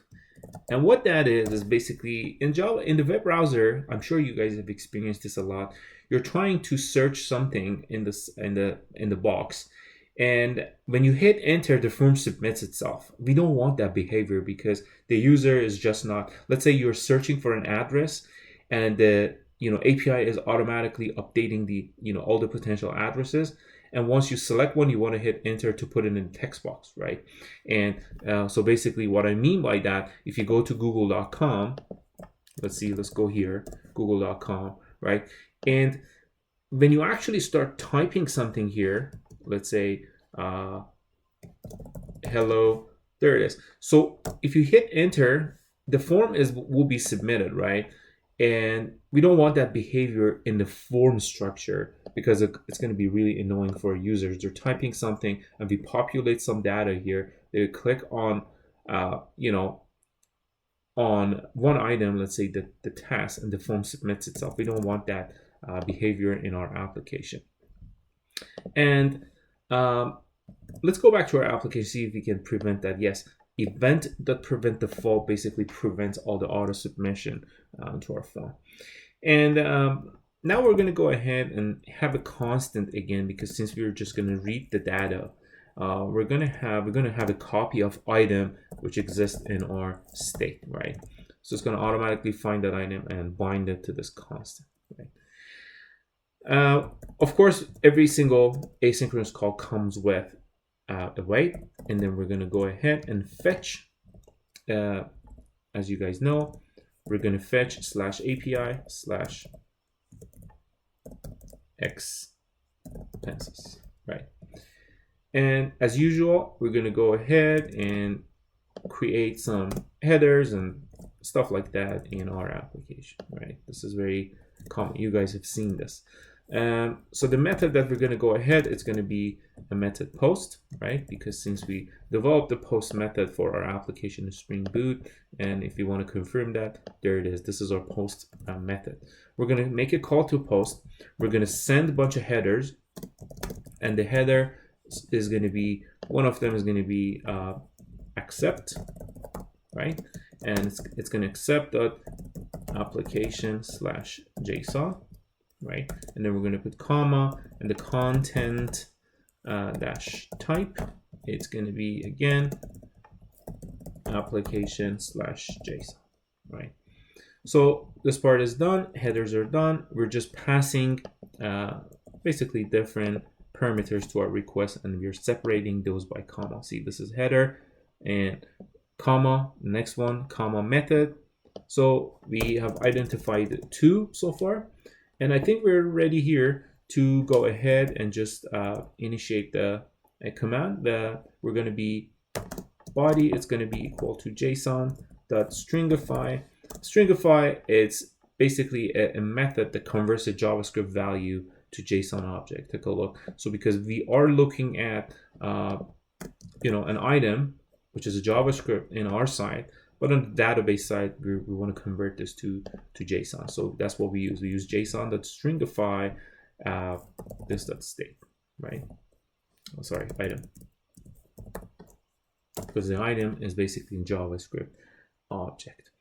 And well, once we did that, then now we're going to go ahead and just close this function. Let's see if we don't have any error. And we close that function, right? And then at the end, maybe we just go ahead and console.log maybe the state to just have an idea what's going on in our application. One thing we need to do right now, when we do this, when we call actually the post method, now we need to go back to our expense list, right? Let's say when you post it, you're expecting to see that in an expense list. So in order to do that, you need basically to refresh the expense page. The way you do that, you go to this.props.history, because props already contains that history object in it, and you can say just push me back to the expense endpoint. So not endpoint, it's basically a route in a React application, and I think it's called expenses, right? Expenses. And again, if you want to confirm that, we have that in our index.app.js. There it is. Basically, you redirect after everything. You redirect the user to the expense page, right? So so far we are actually done with this part. Let me just make sure this is done. There it is. So we are good with this part. We're getting an error here. I don't know why. Let's find out. So we have this JSON application. Our post has this, and it says expected a comma, and that is absolutely true, right? So body, and then this is going to be actually like that. Well, these are very normal during the real-time development. So you go back here, let's refresh, and well, what I'm expecting to see when I submit this folder, this form, I'm expecting to see something is happening to my application. And when the application gets submitted to a data to an endpoint, so basically now we're coming back and we're going to lose all the tracks, all the things that we did in our application, right? You need to be careful about this part and you need to understand how the J6 callbacks work. In JavaScript, class methods are not bound by default. If you forget to bind this basically callback, right, and pass it to onClick, right, there'll be undefined function and there's nothing to be done on that object, right? This is not React, by the way, specific. It's a part of how functions work in JavaScript generally, right? If you refer to a method without parentheses open and close, like we have here on submit, you definitely need to bind it in the constructor. So when it comes back, right, what we're going to do, we're going to say this dot handle submit. It's going to be equal to this dot handle submit dot bind this component, bind this object, right? So now we're successfully basically connecting the dots, and when it gets executed, the constructor, it automatically binds what we have after submitting the form. So now what I'm going to do, I'm going to go ahead and open the developer tool. I'm going to go ahead and submit this object. There it is. We just submitted an object.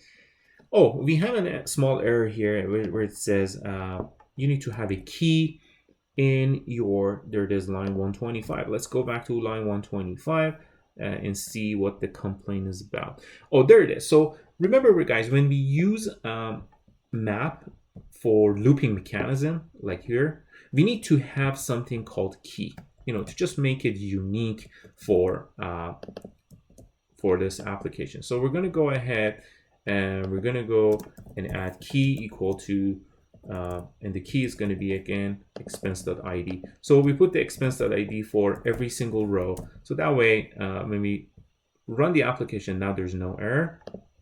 And if you send it, no error, the error is disappeared.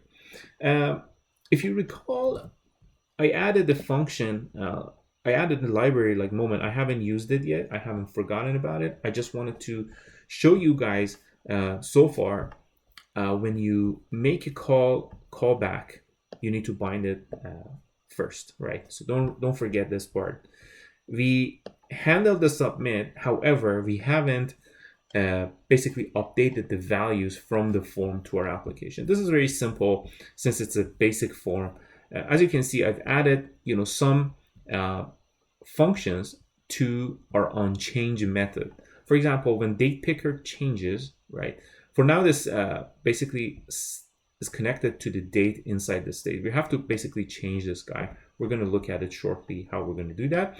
But for onChange, I've added something called handle change, date change, and then just handle change normally, right?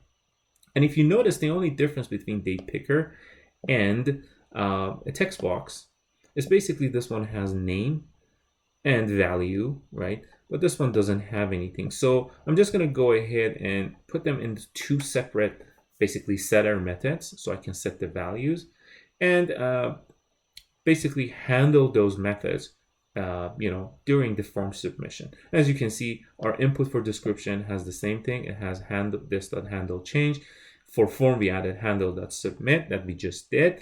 And we have one more to work with, which is handle date change. Let's actually complete those 3 handle methods. So we did the first one is handle submit. The second one is going to be handle change. And the handle change, it's going to basically, again, get the event. We're going to go ahead and create one constant that's called target, right? Target. You know, in JavaScript, everything, the event has target. So we're going to just get the target so we know what that is. And then we're going to have constant of the value, because the target that we just called, let's say, is a text box. This guy has a value. So we're going to get it from the target because we passed the event. And the last one is going to be the name. So it's basically value and name. What's inside the description text file? What's inside the date field, right? So we're just going to get the values like this. Target.name, right? So perfect. Since the object that we're passing, it does have a property called name, so we can use this one for everything. For date, I'm going to have a separate one. Although you can, basically put everything in one. I don't want to deal with that complexity right now, so I can deliver all the important concepts to you guys. So I'm going to go ahead and create a let item, basically a variable called item. And as you guys know, since the item, again, it's a object that contains a bunch of other objects. It's basically an array. I'm going to put the 3 dots. It's going to be this dot state and dot item. Awesome. And then we're going to go ahead and say item, whatever it is, you can just update that item, right? If it's a description, go ahead and update the description. So the name will be basically become that. And we're going to go ahead and say this.set state. And we use set state, as you guys know, to just update the state with the new value. Let's say you add a description. We want to update the description inside our state, right? Because the item contains a description and right now is empty. So if I go back, once I handle change, right? If I console.log, let's console.log, I don't know, state, this is state, we're going to see that. So of course, before I forget, I'm going to add this dot handle change, right? And before I forget, because I'm about to add a third function, I'm going to actually handle the date change as well, right? So we have 3 handle function. So this is going to be handle date change, right? We want to make sure we have all the 3 bindings for all the 3 methods. And the third method is basically handle date change. Handle date change is different. We're going to pass the date, right? And we're going to have a variable called, again, item. And the item, you know how to get it. It's going to be 3 dot this dot state dot item.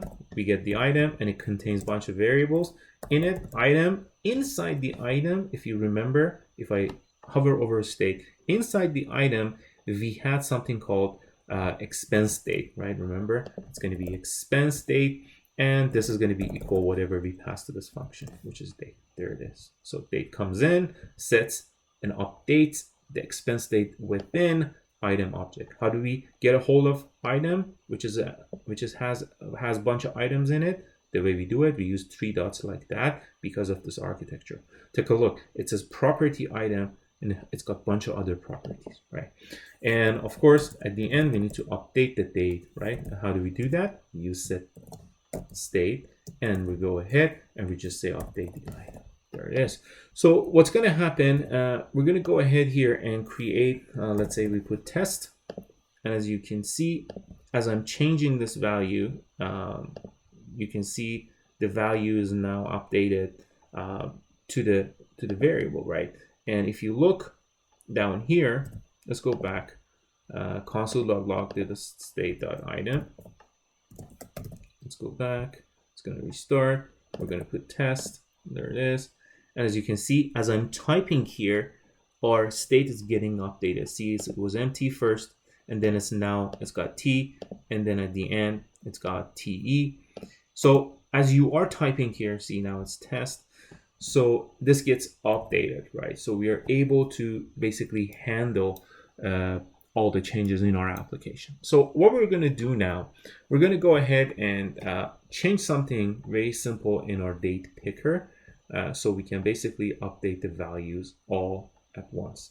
So if you take a look in our date picker, we're basically selecting everything from a different object called date. So it's not updating the same object we have in the state. So in the state, we used to have something called date. I removed that since we're going to have an expense date within the item. And you guys know how to get a hold of that guy. You know, it's by dot, right? It's expense date. There it is. Because if I put on a state, so state has something item, and inside the item, there's something called expense date. That's what I did exactly here. And I'm handling the state. Basically, I'm passing the date back to this function, and I am handling everything else on a change in this function. So, okay, I want to show you, first of all, see if we can console.log this guy and see if it actually updates the date. Console.log.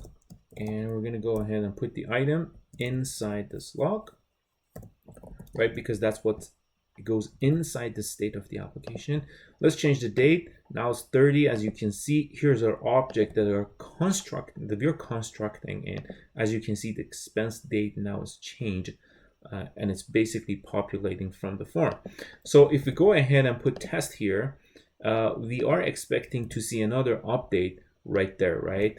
And let's see if that works as well. I'm going to put item in here. The form is going to get refreshed. We're going to put test here. As you can see, as I'm typing, it's basically unchanged. It's updating the object, and it is binding it to the form. One thing before I forget, it's about the library that we just installed called Moment, right? If you recall. So if you go down, if you look at our form right now, my date format, the way I stored it in the database and pulled it from the API that Springboot basically serves to our application, the type format, it doesn't look great. So I installed, and I told you guys to install that Moment component, so we can have a more user-friendly, good-looking date stamp in our application. And where's that happening? It's actually, if you scroll down in the row section, that where we're constructing the values, we need to go ahead and basically update that variable that populates all these rows in our application. And let me find this variable, and there it is. So once you have it here, we're going to go ahead and remove the date, expense date, like the way we put it here, because it's just the pure information from database. We're going to use a tag called moment, but make sure you import it into our application. And we're going to name it date equal, and it's going to be expense date, right? And the format, it's going to be equal to YYY, since it's going to be year slash month slash day. So if I save this and go back to my React application, hopefully the date has changed. There it is. We just changed the date using a component called Moment. Again, Moment was a component developed by the community in NPM. You can just find it easily. And don't forget to import it. Take a look on top. I have import Moment from React Moment. This basically handles all the complexity around the date and time functionalities. All right. So now our last step is just to make sure that our application can actually send data. I know we are still in that stage that we're investigating all the changes. We know for sure the values, when we change, they go and populate our state. So the item is basically ready to just be exported to our API to the post method. Let's do that and finish this application. All right, in the last part of our application, as you can see, we're going to handle the submit button. I'm just going to change this constant to item. You don't need to have an array because we're just going to read one object. And then what we're going to do, we're going to actually make an API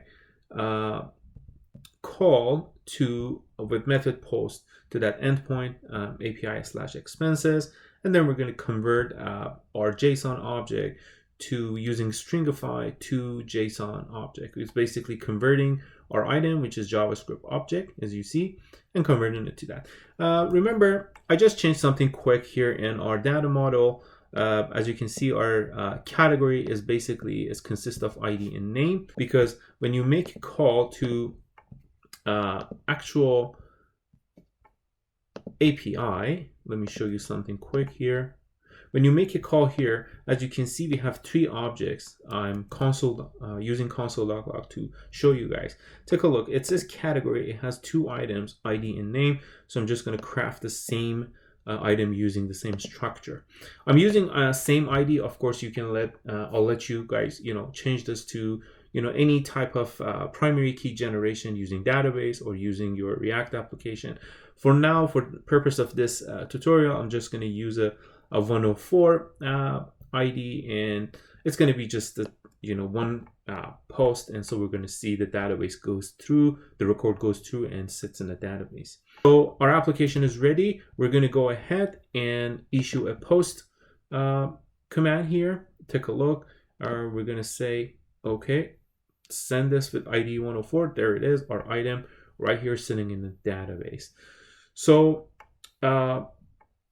in the post method, as you can see, it's just the same endpoint as reading expenses, but we just used a different method, which is a post method instead of get. So up to here, we were able to read all data using get and delete them and also post them. Of course, put is the same thing. If I go ahead and update this with orange, let's just change this. And as you can see, our database, it's going to basically replace this method with the one that we just had there. And the reason for that is because I just used a constant ID 104.